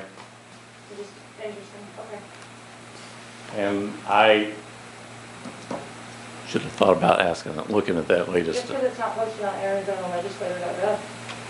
It's an ARS 15-20-.05. That is a revised statute for Arizona though, because there is a hyperlink that you can click on and it will take you straight there. I just couldn't tell you when it was passed. I know what this is being prompted off is House Bill 2484. Any other questions in my explanation of that part? I do have a question. Yes. It does state in there that in cases of emergencies, kids will be able to get their phone. I'm not sure how that relates to what you said so far. I haven't gone over my proposed for the district specific to this. Okay. I'm going over where it is proposed in the entire student code of conduct, and I will get to that. That should be the next month, correct? I do want to make one more comment. Sure. That the technology violations, all of the high schoolers do have school-issued laptops, and I'm wondering how many of those violations are from what they're doing on their laptop and not necessarily their cell phone. Correct. I'm not saying, that's what I said. It was 6,000 plus is alarming, but I don't think it was, probably only 30%, maybe 20% cell phones. I will speak before I talk about the details. I worked as a superintendent for 4 years, and I implemented the procedure with the locking bags at my school. The exact same company. They basically they are a worldwide company. They have the corner on this market because it's just simple and it just works. I went from having maybe 3 to 4 to 5 a week of either theft of other people's property, or I didn't do that, someone took my phone and took that picture in that locker room. I'm talking, we can just let your imagination run to zero. Zero. I had absolutely no technology violations whatsoever. I had one individual that could not go without his phone, and he cut the bag open. Well, he gave me $30 and he got a new bag, and you do it again, you can't have your phone on campus the rest of the year, period. And I had students, I anticipated quite a bit of feedback. I had students that came to me within the first week and said, thank you for making me talk to my friends at lunch. Because last time I just sit there and kind of eat and do this, or do this and this and this and barely eat. And they're like, I had to talk to my friends at lunch. And it wasn't like, I had to talk to my friends at lunch. It was like, I haven't talked to my friend like that in like 2 years, and it's like, because at 3 in the morning we're talking, right? Okay, sorry. So my proposed, what we put together, I guess that would be the last one. Oh, I'm sorry. You are correct. It's 2 different pieces. I'm sorry. Okay. Does this also go for teachers as well? Well, that's kind of a conundrum because we're putting a app on their phones to alert us if there is a stranger danger on campus. Now, I know exactly where you're coming from on that. I've had several teachers that I've had to say, you're in the middle of class, why are you on your phone? That is something that needs to be dealt with right then and there, and it's not a friendly conversation, but it's also a conversation I've had so many times I'm going, can't believe I'm having to say this. Yeah, but then again, we have only parents teachers here in town locally, so why not walk them out here? I think it's just, if we're going to foster an environment for children that is productive, it's going to take examples, being. Absolutely. It goes down to every other thing. Well, you said earlier, you trust who's, that's the number one thing. And I'm going to just speak on that because I didn't want to interrupt, but it's an all-over approach. Every single person in this room should be concerned about how the kids are doing because they're our kids. Yeah, I agree, it's an all-over approach, and they shouldn't, teachers should lead by example for sure. Teachers should lead, community members, everybody should lead by example. Yeah, I have 3 boys go through this district, and I have a grandson now, so I have to think about that, and my kids are definitely thinking about that, where they're going to go to school and everything. But I had, this is just one incident, because it's, a long time span with my kids in school, and I had to deal with school. A teacher taught, I can't remember the exact, I don't know if he was done with his work or something, and whatever, but she said, oh, do you know what Candy Crush is? She taught him, got him on his phone in class, and I wanted to kill her. I was like, what are you doing? Well, I can't. So yeah, all around approach. I couldn't speak to that one, but it's an all-over approach. I am older school. My dad was my principal all my life, and smaller towns. And my mom and dad, before I got in trouble with them, I usually got in trouble with somebody on the way home because they heard about it. So it was an all-over approach. I'm sorry, did the board have any specific questions? Well, this is a student code of conduct that we're voting on. Correct. So just to bring it back, if we want to have a discussion about our professional standards for our teachers, that would be a different conversation, but, I'm sorry? I said that would be great, because we Well, have a very serious conversation about the teachers. You know, I'm sure we all can principals. come up with isolated incidents, but I feel like in general, our teachers do a good job of adhering to the standards that are set for them. But in any case, I make a motion to approve 3. I actually want to say a couple things first. So I just wrote a little fast list here, but I don't know if it's going to come out all right. So my daughter, she has panic attacks. And she ended up going to the bathroom, and she literally was just throwing up. The teacher didn't notice. And And it's okay because obviously there's a lot of kids. Things happen. And she was able to call me and she's like, Mom, I cannot continue right now. I'm getting ready to pass out. And I was able to call the school and talk to the counselor because she knew she was going through some things. And the counselor's like, no big deal. I'm dropping everything. I'm going to go get her out of that bathroom. So she took her out and she was able to have that communication. I mean, that's kind of a big deal for me. I want to be able to know certain things throughout the day because that's my kids. I feel like these young adults are losing some of their constitutional right if we do take away their cell phones. They're mini adults. We need to teach them, you know? There's some teachers, well, no, not some. In the beginning of the year, teachers put out their list of expectations that kids have to sign. Some teachers were down with having a phone, and it's used as a tool. Like, for instance, I live by my phone, but it's my life with a calendar. It's my kids' life, too. If they're having a test and stuff, they're like, oh my gosh, I'm putting it in there right now. And then I'm able to see it as well.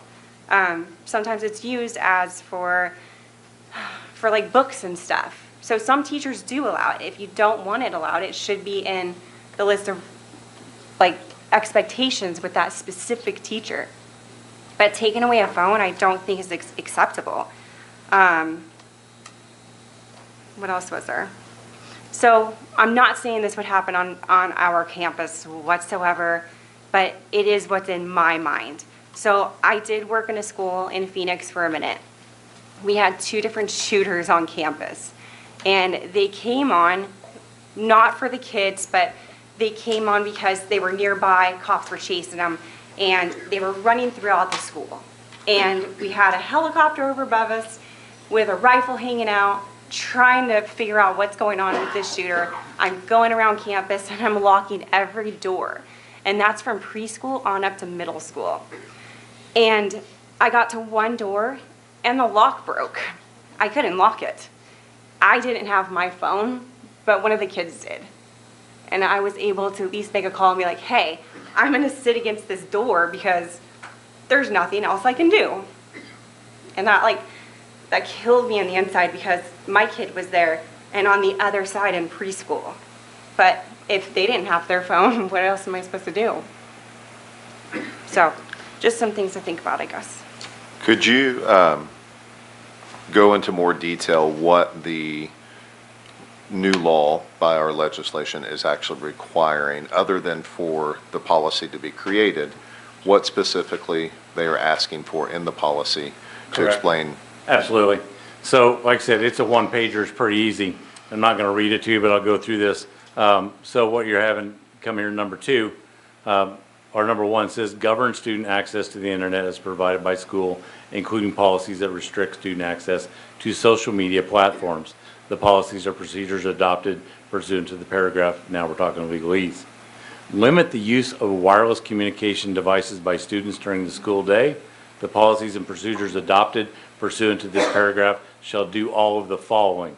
And this is in the follow-up, my proposed, that are proposed solution. Thank you. Okay, so it says, allow students to use wireless communication devices if any of the following applies.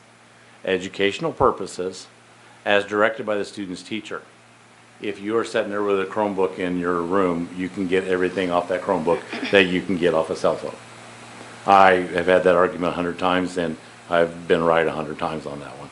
For educational purpose, during an emergency, there is so much research, not just stories, I could tell you guys, that during an emergency causes more panic than it doesn't. Because we have a system right now that will lock the school down, and it will bring the cameras up at the cop shop in a matter of seconds. So we have that. It's going in live this school year.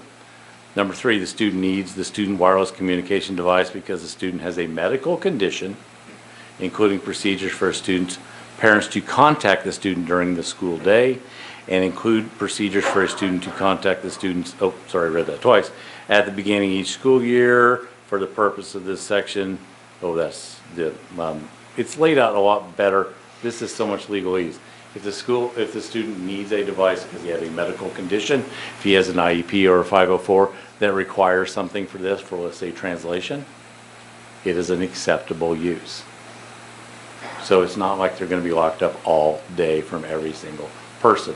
We're just trying to cut down on, did that help a little bit, or I can say in conversations, I had a conversation with our chief of police, because I really think some of the concerns from parents is during an emergency, they want to be able, every parent, including myself, wants to be able to know that your child is okay. And what happens, in speaking with our chief of police, is 911 system gets jammed up, and it creates communication issues. Our chief of police is completely in support of limiting students being able to access to call 911, and then just it creates more chaos. They show up on scene. There's been some misinformation, and we've seen it even happen here in our own district. But I think it comes back to, we need to make sure that if we have a policy like this, that we're effectively communicating in a timely manner with parents during an emergency. Also, I would like to hear, he didn't know I was going to call on him, but I would like to hear from Mr. Becker this evening, just on the severity of what we see at our high school when it comes to the violations of cell phone use. So I do not have the numbers off the top of my head. Or an example, just an estimated guess. But I will disagree, even though he is above me and he's my boss. We did not have 6,000 tech violations last year. If you do the math on that, in 180 days, that's 33 tech violations a day. We did not deal with that in the front office. We had close to 6,000 violations overall, that where a student sees an administrator. I don't want to step on his toes. I'm going back to look at those numbers again tomorrow. But for instance, when we have emergency situations, and I'll start at the teacher level, our teachers are on remind with me. We've lost power at the high school multiple times during my 14 years of being the principal there. Learned the hard lesson the first time. Our phones are connected to electricity. They're connected to our computers. We had zero way to communicate. We survived that. We did a pretty decent job of communicating. But then after that, at the beginning of each school year, my teachers are on remind. As frustrating it is for teachers when an emergency happens like that, and we had it happen this year, we had a power outage that had nothing to do with the high school. It was just a local neighborhood. We were out of power for quite some time. I communicate on remind. I have it shut off so that people can't talk back to me. It is, here's the information.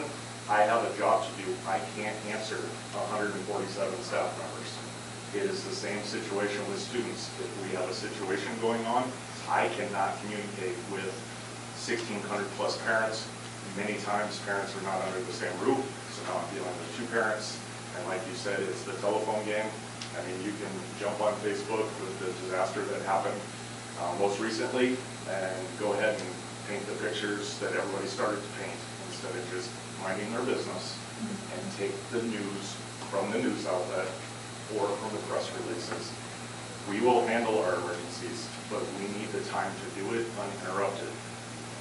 I'm biased, obviously, in saying we've had emergencies at the high school. I think we've done a decent job with it. It's sad to say, I put out enough information during these emergencies that I think our parents become callous to it, to be honest. When it first started, when we first got Blackboard, it was on Facebook, and then you saw the things happen. But now, with the information that we put out, we do not receive the phone calls like we normally do.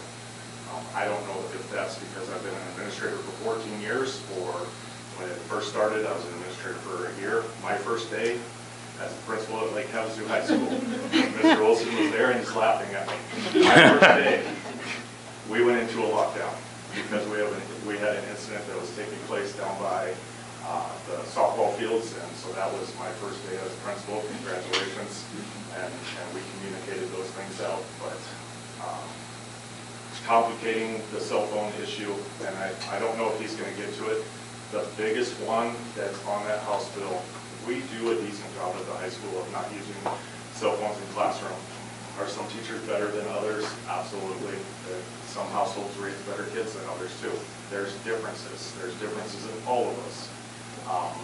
But one of the biggest changes in that House bill is They cannot use them during passing periods. They cannot use them at lunch. I have 1,500 plus students. I have 140 staff members. Who's going to win that war? And it's not a war that we want to fight. It's a House bill that has passed, and we need to stay compliant with it. Thank you so much. You rock with communication, by the way, because I get those, just so you know, but. Right. But to take it away and put it like in a bag to lock it is one thing.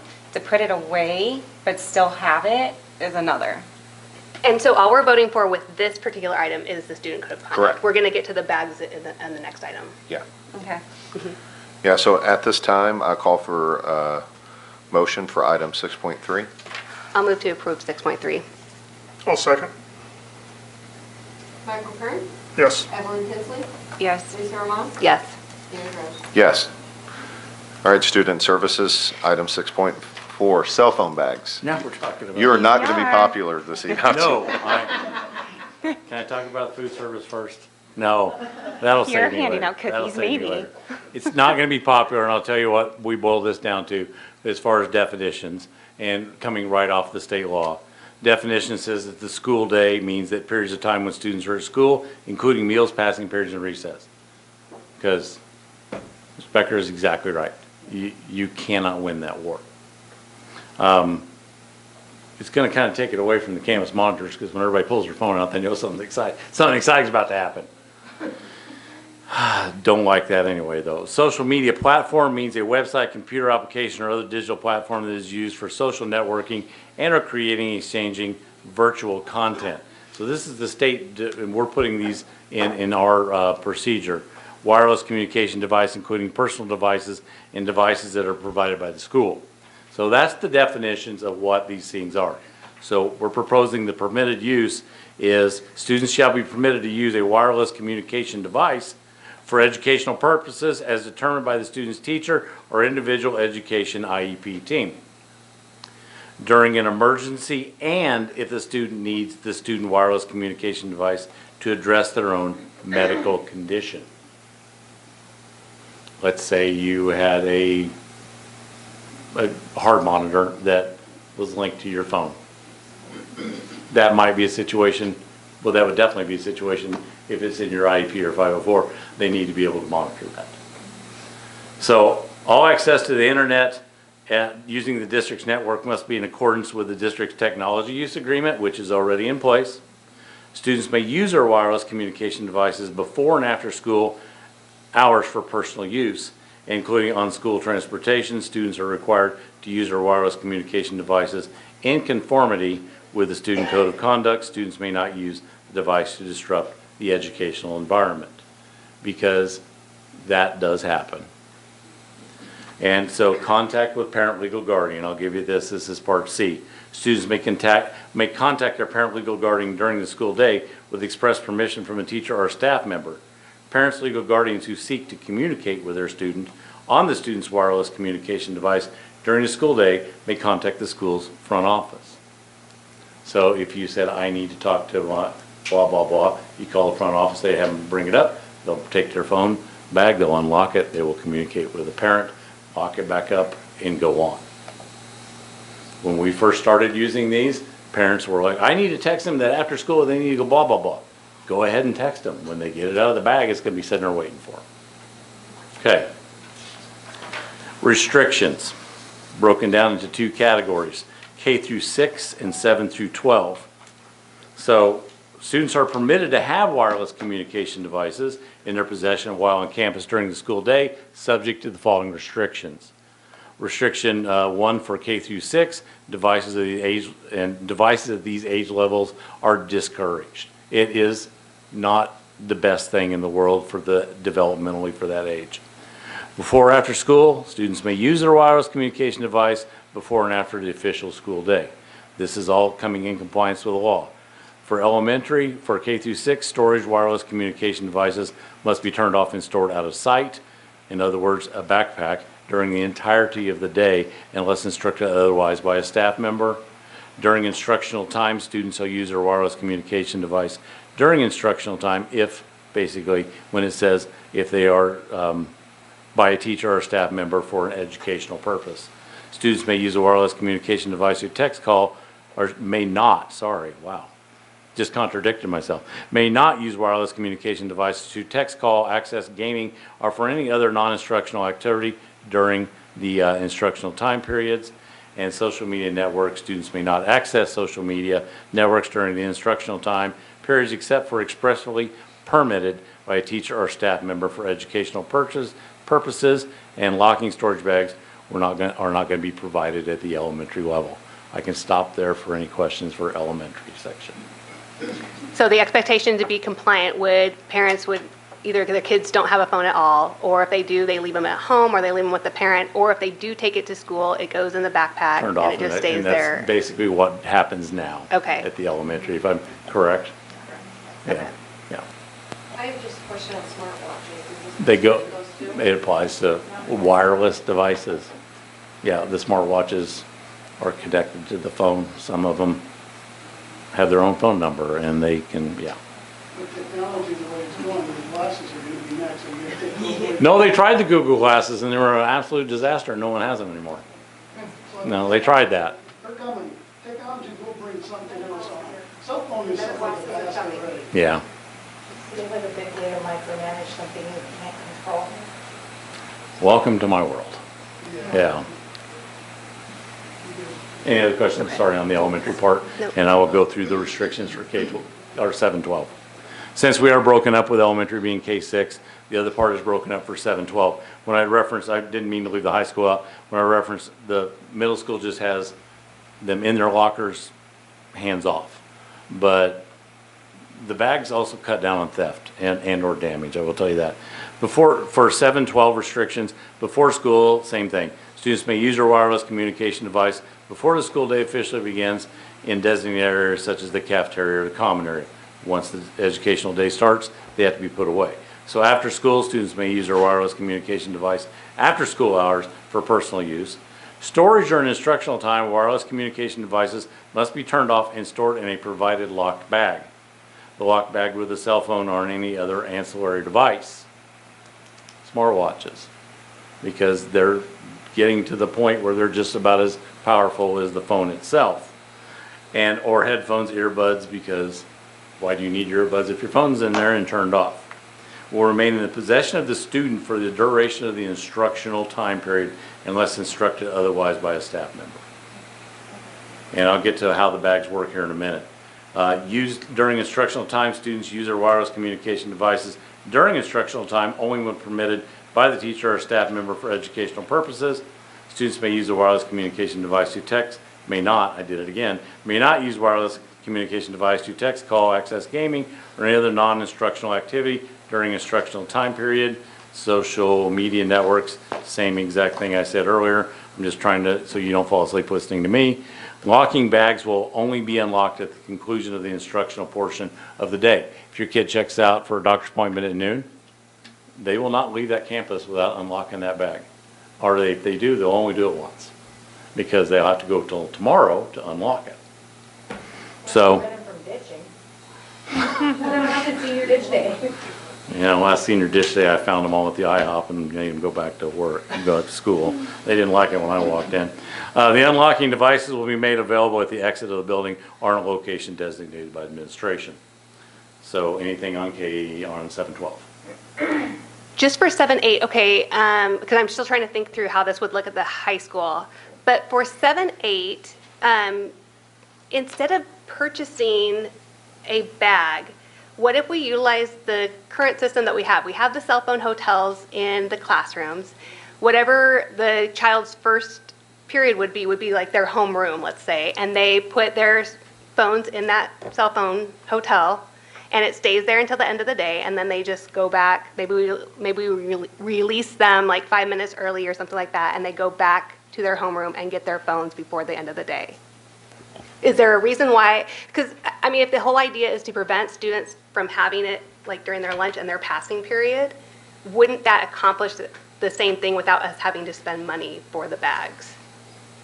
Then you become financially responsible if that phone gets damaged. If that is less than where that's not locked in a bulletproof place that you can't get into, But we, then but we already do that in our. I understand Okay. that, and I'm not saying it's happened, and I'm not saying it's going to happen, but we are liable for a theft of an item like that if it's just in the little, for anybody's familiar with the little pocket calendars, and you put it up, and I can tell you right now, because, where's my phone? Oh, it's over there. See, I mean, savvy kids will pop the case off and put it up in the little thing, put the phone back in their pocket.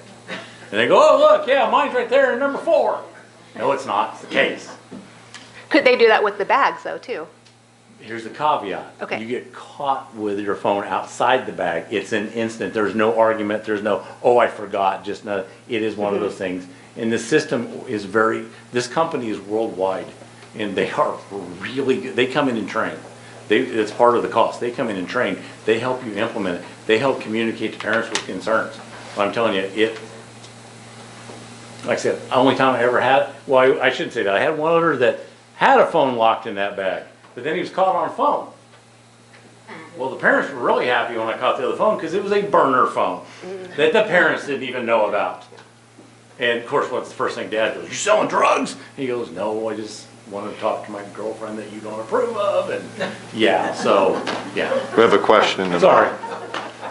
Well, this large, how big a problem is this in the classroom? It sounds like it's not as big as what it's making it out to be. And then the second question is, are these bags mandated by this state law? No. So we can conform to the state law without the bags? Correct. And it just seems like this is an extreme exercise to solve a small problem. But I'm not in the classroom, so I don't know how big a problem this is. That's a great question. Is there any teachers in the room that could speak to the police? I would say cell phones are probably the #1 problem in my classroom. Oh, great group. I've been, High school. so, President Rose, I've been out of the classroom now about 4 years, 3 years I've been out, but they have only gotten worse in the 3 years. It is the biggest fight as a teacher I've ever had. Put your phone away. Well, it's my mom that's texting me, because it is. Right. Well, it goes back to parents. It's a state law. So if, as a parent, we are to comply by a state law, this doesn't seem like it's a hard solution. It's the same thing as implementing a dress code. This is a phone code. This is something that we as parents are going to be responsible for. And I think trying to make sure that we as parents are given a little bit more choice in handling state law that's being implemented, it's going to take giving those parents the chance. Yeah. If a parent is texting, it should be punishable in some form. I mean, not the parent, but the child. I mean, Yeah, I used to, when they said mom calling, I said, good, I want to talk to her. And I'd take the phone away. And I say, is this really mom? And about half the time it wasn't. I get it with accountability, with making kids, they're gonna be adults. Like, I get it for making them accountable, maybe making the punishment harsher, but I wouldn't want my kid's cell phone taken away from them. So the bags, are these where they can be reused every year? Absolutely. Yeah, so Yeah, it's an initial investment, minor yearly wear and tear. Yes, ma'am. Is there a reason we didn't utilize the grants or funding available for this type of device instead of? Well, we're hoping to use grant funding, carryover money. But not, that came with the House bill, or they have new grants available for this type of funding? It's kind of, Unfunded mandate. thank you for saying that, because I hate that word, but it's one of those many unfunded mandates when they're saying you need to make this policy to do this, and then they kind of go, okay, go figure it out. Okay, my So. second question is, so would this be the front office's responsibility to lock and unlock these phones? No, they lock them up every day, the kids. And how is that managed?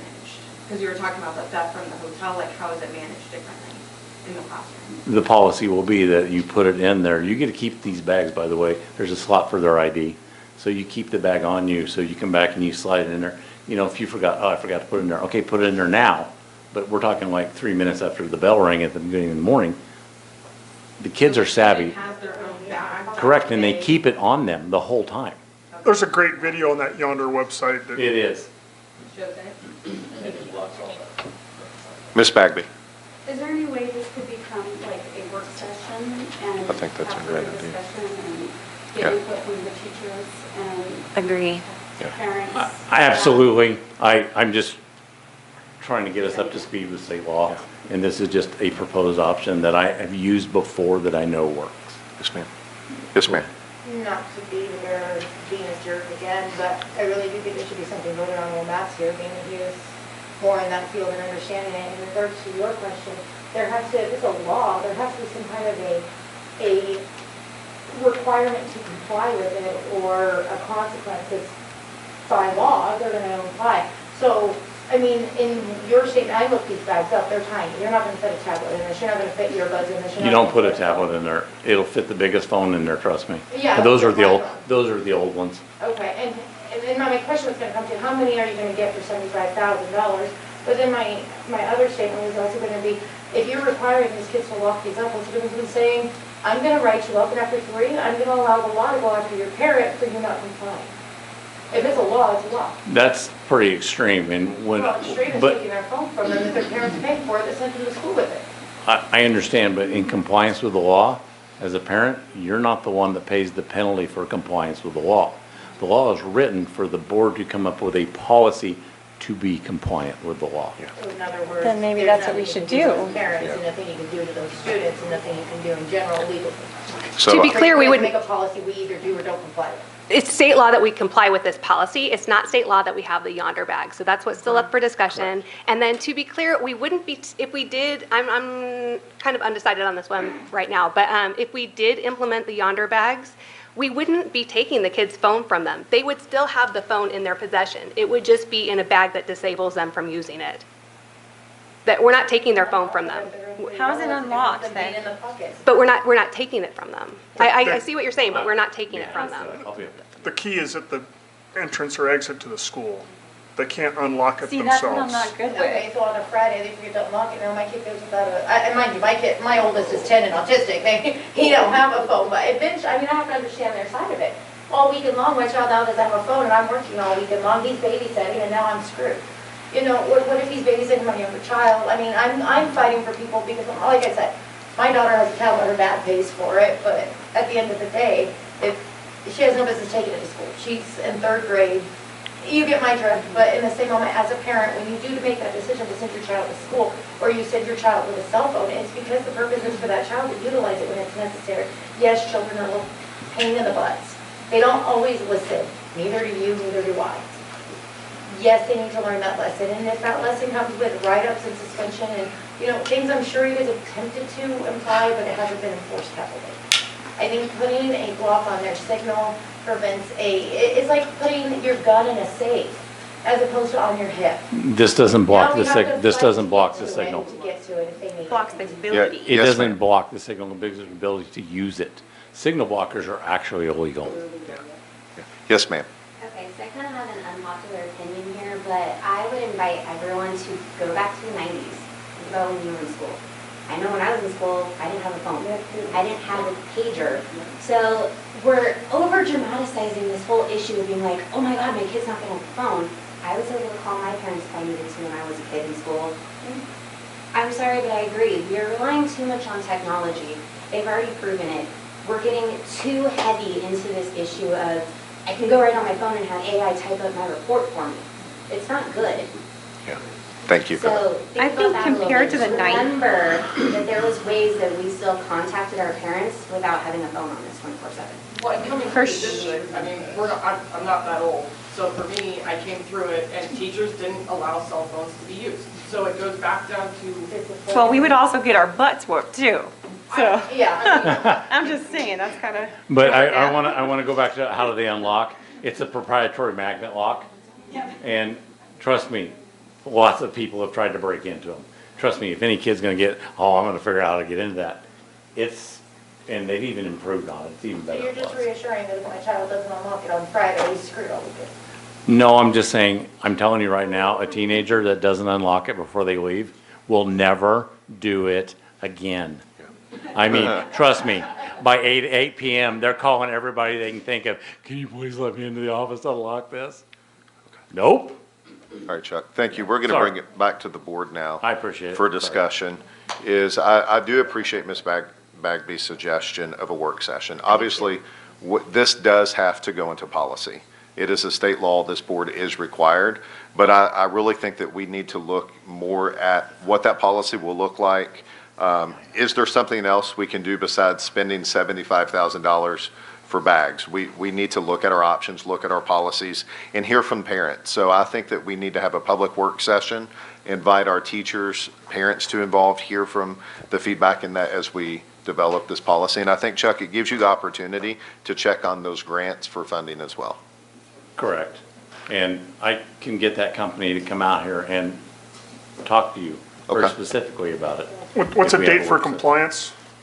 I'm sorry? A date for compliance? We already are compliant because we already approved the policy. This is just like how we're going to implement the the policy. policy. So Correct. Date we already for have our student implementation? code. We already have the student code of conduct approved. So a student who is using their phone during the passing period or lunch would already be breaking a rule. 10-4. Yeah. And yeah, this is just an above and beyond on how it would make it easier. It's not gonna hurt my opinion, not gonna hurt my feelings one way or the other. I just know of this particular product and it has been very effective. No, thank you for presenting this. So at this time, I'm actually going to make a motion to remove item 6.4 from the action item and present it at a later date. We need to schedule a work session. And Dr. Stone, if you could work on getting a date set for that. I need a second. Yeah, I need a second. I'll second. Michael Kern? Yes. Evelyn Tinsley? Yes. Lisa Roman? Yes. Dan Rose? Yes, thank you. All right, now item 6.5, food services, and Taft. Or are you presenting for I'm food? presenting. Okay. Ann's gonna back me up. That's why I said, I'm going to food service. Because that one, Maybe you'll be a little more popular here. I will probably be a lot more popular with this. So we have what is known as the CEP, which is a community eligibility provision, which is, it's kind of new, the way we look at it. It's new from 2010. Yeah, it's changing things. Basically, it's a non-pricing meal service option that allows eligible students to offer free, or eligible schools to offer free breakfast and lunch to all students without collecting individual household applications. So who qualifies? Schools or districts where we are at least 40% enrolled students or identified students, those directly certified for free meals through programs like SNAP, TANF, or homeless, foster, migrant, or runaway youth. So far, so good? Okay. Okay. Benefits to students and families. Every student eats for free. No stigma, no meal debt. Easier access to nutritious meals that support academic performance. Benefits to schools are that we simplified meal counting and claiming process. You don't know how that makes things so much easier. No more free reduced paid classifications, and reduces administrative burden on paperwork and increases participation in school meals, which can lead to higher reimbursement. Funding is based on the identified student ISP multiplied by a federal multiplier, currently 1.6, to determine, I feel like Victoria and I, all these multipliers, determine the portion of meals reimbursed at a higher free rate. And can you tell us some numbers? Okay. We're proposing to implement CEP at Havasu, Nautilus, and Smoke Tree. They are the three schools with the highest percentage of identified students. So those three schools have the highest portion of families that are either have SNAP benefits, foster children, Medicaid, homeless. So that's where we get these numbers. So our proposal is to just do those three schools. This proposal still has money involved. We have to increase participation by 10% at lunch, 9% at breakfast, just to break even. I ran all the numbers to try to do this at all the schools in the district, but we would have to increase participation at lunch 55% district-wide and 31% at breakfast, just to break even. That's not gonna happen. Right now, we would lose money faster than I can imagine. And correct I'm sorry. So we figure Havasu, Nautilus, and Smoke Tree would be the best schools to at least start doing this. Next year, we get our I give the identified percentage numbers to the state on April 15th. If the numbers get greater, we can add another school. This is good for 4 years if we vote it in. If it doesn't work, we can end it at the end of the year. There's lots of school districts that go this way. I think our district in all of Mojave County is the only one that doesn't have any CEP schools currently. And it's a good thing. We're feeding kids. Can I give them the best thing about that? Yes. That means that 100% of the kids at those 3 identified elementary schools will be eating free breakfast and lunch, period. If they want to. If they want it. If, let's say, because these are your poverty students, sorry to put it so bluntly, but it is, your poverty schools. If their numbers hit that 55, would it balance out for these school districts, or no, does it have to be an overall of all the schools? For example, if Smoke Tree, Nautilus, and Havasu hit 55% increase like you need for the overall school district, which would actually be probably what, like 90% increase for those 3 schools to cover all of them, would it cover us for the schools? No, they're roughly running 54% on average right now. So you couldn't increase just off those 3 schools to get the whole district in, correct? And it's based off of the families that are on Medicaid, SNAP, and those sorts of programs. So if that increases at the other schools, then yeah, we can talk about adding other schools in. So the board's role in this would be approving the CEP implementation, which ensures the district can provide equitable access to meals, increase federal reimbursements, and streamline operations. And I want to be, I have a tendency to talk too fast, but I'm going to be really clear on this. And if the newspaper's getting this down, because I need everybody to hear this. Schools still need to report the demographic and income data for other programs for Title I. I still need those applications from everybody, whether you qualify or not. And the application is so much more easier. It is so much streamlined. The schools will be sending out this alternate income form to every student at Havasu Pine, Nautilus, and Smoke Tree. It's just a basic form from the state. They rip off the back page. On the back page, there's 2 income levels. You look at it and say, oh, I have 4 people in the family. I make $3,483 a month. On the front, they put their student's name. They check box 1 or 2, corresponding with the number in either one of these boxes. Rip it off, hand this in. It's a lot easier than it used to be.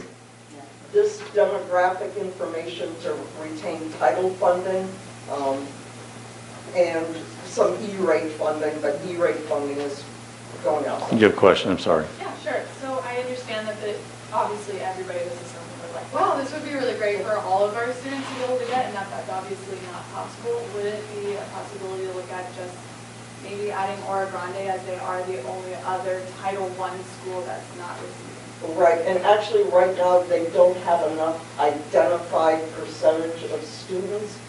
Title funding goes off free and reduced numbers, so just because a student can be on free meals, they may not get SNAP benefits and be considered an identified student.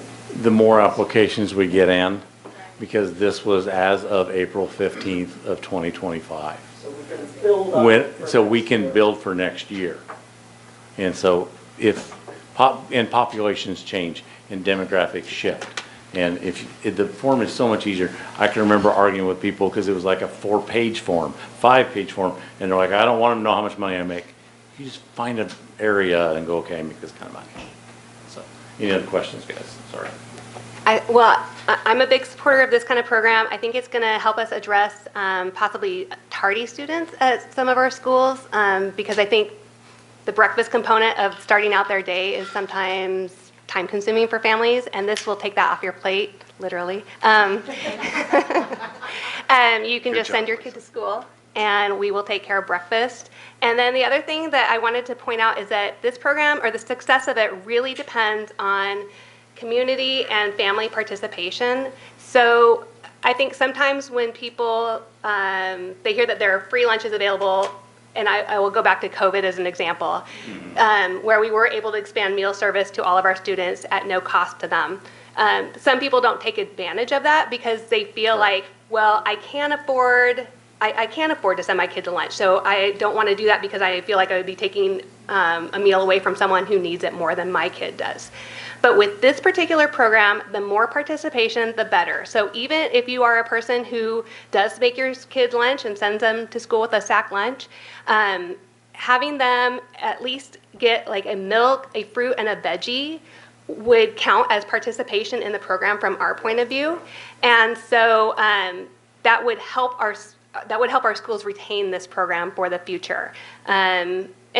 And you can do that pretty easily. I mean, if you are a person who makes a sack lunch, just leave out the Capri Sun and have your kid take a milk at the lunch line, and they'll also get, the veggies and fruits that they serve are very popular. It's like orange slices and apples and carrot sticks. It's very kid-friendly, typically a very kid-friendly form of veggies. So it's a way to supplement your child's meal and help us at the same time. It's a win-win. And we're hoping to boost the participation for the tardies, just the grab-and-go breakfast. And so we don't want anybody to be left out if they're 5 minutes tardy and they miss the breakfast call. And one thing quick, this will also help with meal debt. We had over $27,000 of meal debt this year that I'm still trying to work to collect. And of these 3 schools, it was $5,000 worth there, so. Will this erase that meal debt for the student? No, it doesn't. Prevent Okay. it from happening at Future. these 3 schools. It'll give us some wiggle room to try to use other avenues to whittle that down. Donations, et cetera. And it will eliminate it from those 3 schools. Sorry, it will. To, You said, I didn't hear you say it will eliminate it from those From those schools. 3 schools. meal debt from those 3 schools because they'll be universal free. Unless, well, so everything else we do, and the milk, if we sell them a milk, we can't sell it, we can't sell à la carte in debt. So we're not allowed to. So we must provide what's called a reimbursable meal, a National School Lunch Program authorized meal. But that's the standard breakfast or lunch, and so that will be universally free, and so there won't be any debt created. And that's the only place we get meal debt is from those meals. So we only deny students at all the schools what we call à la carte, which is not a complete meal, a bag of chips or a juice or a water or a milk without. So if a parent comes and just buys a milk, the parent spends $1 for the milk, we get 70 cents in revenue. That's nothing, it's peanuts. That won't pay for a minute of the staff's time. So if we serve a meal, a reimbursable meal, we get somewhere around $4.50 total. Most, probably 2/3 state reimbursement, but federal. And that can help pay for. So what you said and what I want to bring up about participation, it's actually true for every school. The more, so that $2.8 million mentioned, that includes that carryover, and we spend $2.25 million every year. We take in that in federal funding and at the cashier. So it's a self-sufficient program. Every meal we serve helps pay for the food, the waste, the best food service in the world, there's burnt pizzas, things like that, the labor, the electricity. So all the extra participation we can get in the school lunch program helps pay for the cost of the school lunch program. So, and it's literally pennies per meal that is going back into the fund if we're lucky. any question? I'm sorry, Amy. They can tell better than one. I'm sorry. What exactly does this financially cover, and are you still going to be able to collect federal funding for the lunches? And This is is it a federal double mix? funding. Oh, so This this is is federal funding. This is federal. So you're not going to be able to collect what you've been collecting, plus this on top of it, this is going to No, no, no. replace and be an overall cover like Right, the and in fact, per meal, because of the way the metric works, this will be a little bit less money per student meal than if But you're getting we were paid for free each reduced meal. pay. Because we're in part subsidizing the small percentage of aid students. We just with need no the more free. loss. So per meal, it'd be maybe a few pennies or maybe 10 cents less to our fund. However, and that's where the participation, because now, okay, now we're losing that 10%, 10 cents that maybe we would have put away for equipment or repairs in that rainy day fund. So by increasing participation, we may only be getting 2 cents over our costs. So now we can make that up by adding more meals. That's the idea. All right. All right, now I'll bring this back to the governing board for discussion. Any discussion? All right, I call for a motion to approve on item 6.5. I move to approve item 6.5. Nice second? Michael Kern? Yes. Evelyn Tinsley? Yes. Lisa Roman? Yes. David Rose? Yes.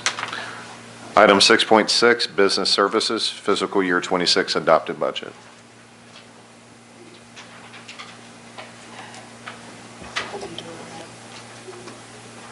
You get to follow that. I almost thought you guys were going to have me talk about this service. No, this is just a formal, we already had the public hearing and discussion. This is just a formal board approval of the adopted budget for fiscal year 25-26. Thank you, Governing Board. All right. All right, any board discussion? All right, I call for a motion to approve on item 6.6. Motion to approve 6.6. I'll second. Michael Kern? Yes. Evelyn Tinsley? Yes. Lisa Roman? Yes. David Rose? Yes. All right, item 7.1, Superintendent Dr. Stone.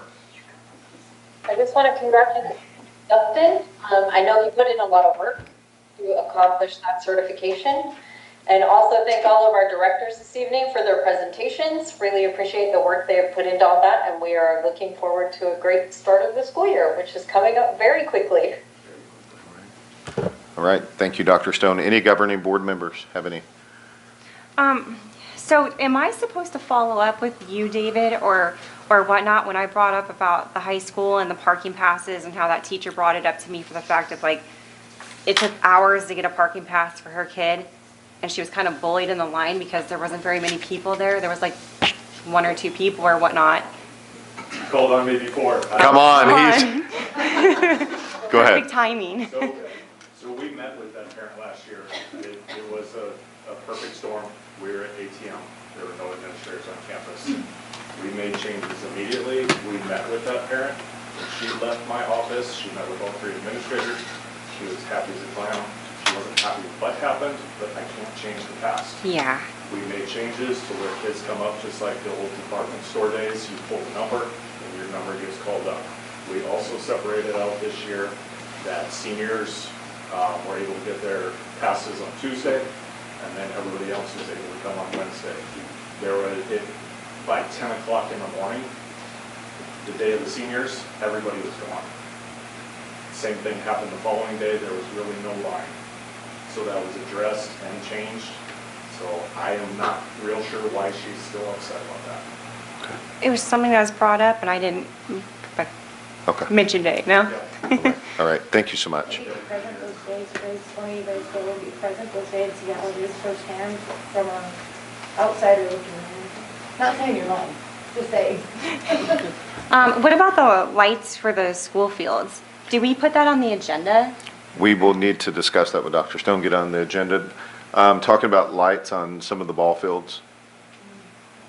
We can make a work session for that because that would involve community conversations, Correct. dealing with the neighborhoods that are around the school. The city would be involved as well. And from what I understand, that's been some of the feedback in the past is some of our schools that have neighbors don't want bright lights, so we would need to open that up, give plenty Yeah, I of. just want to be sure I don't drop it and I know Yeah. what the next step is. I'm Okay. still learning, so.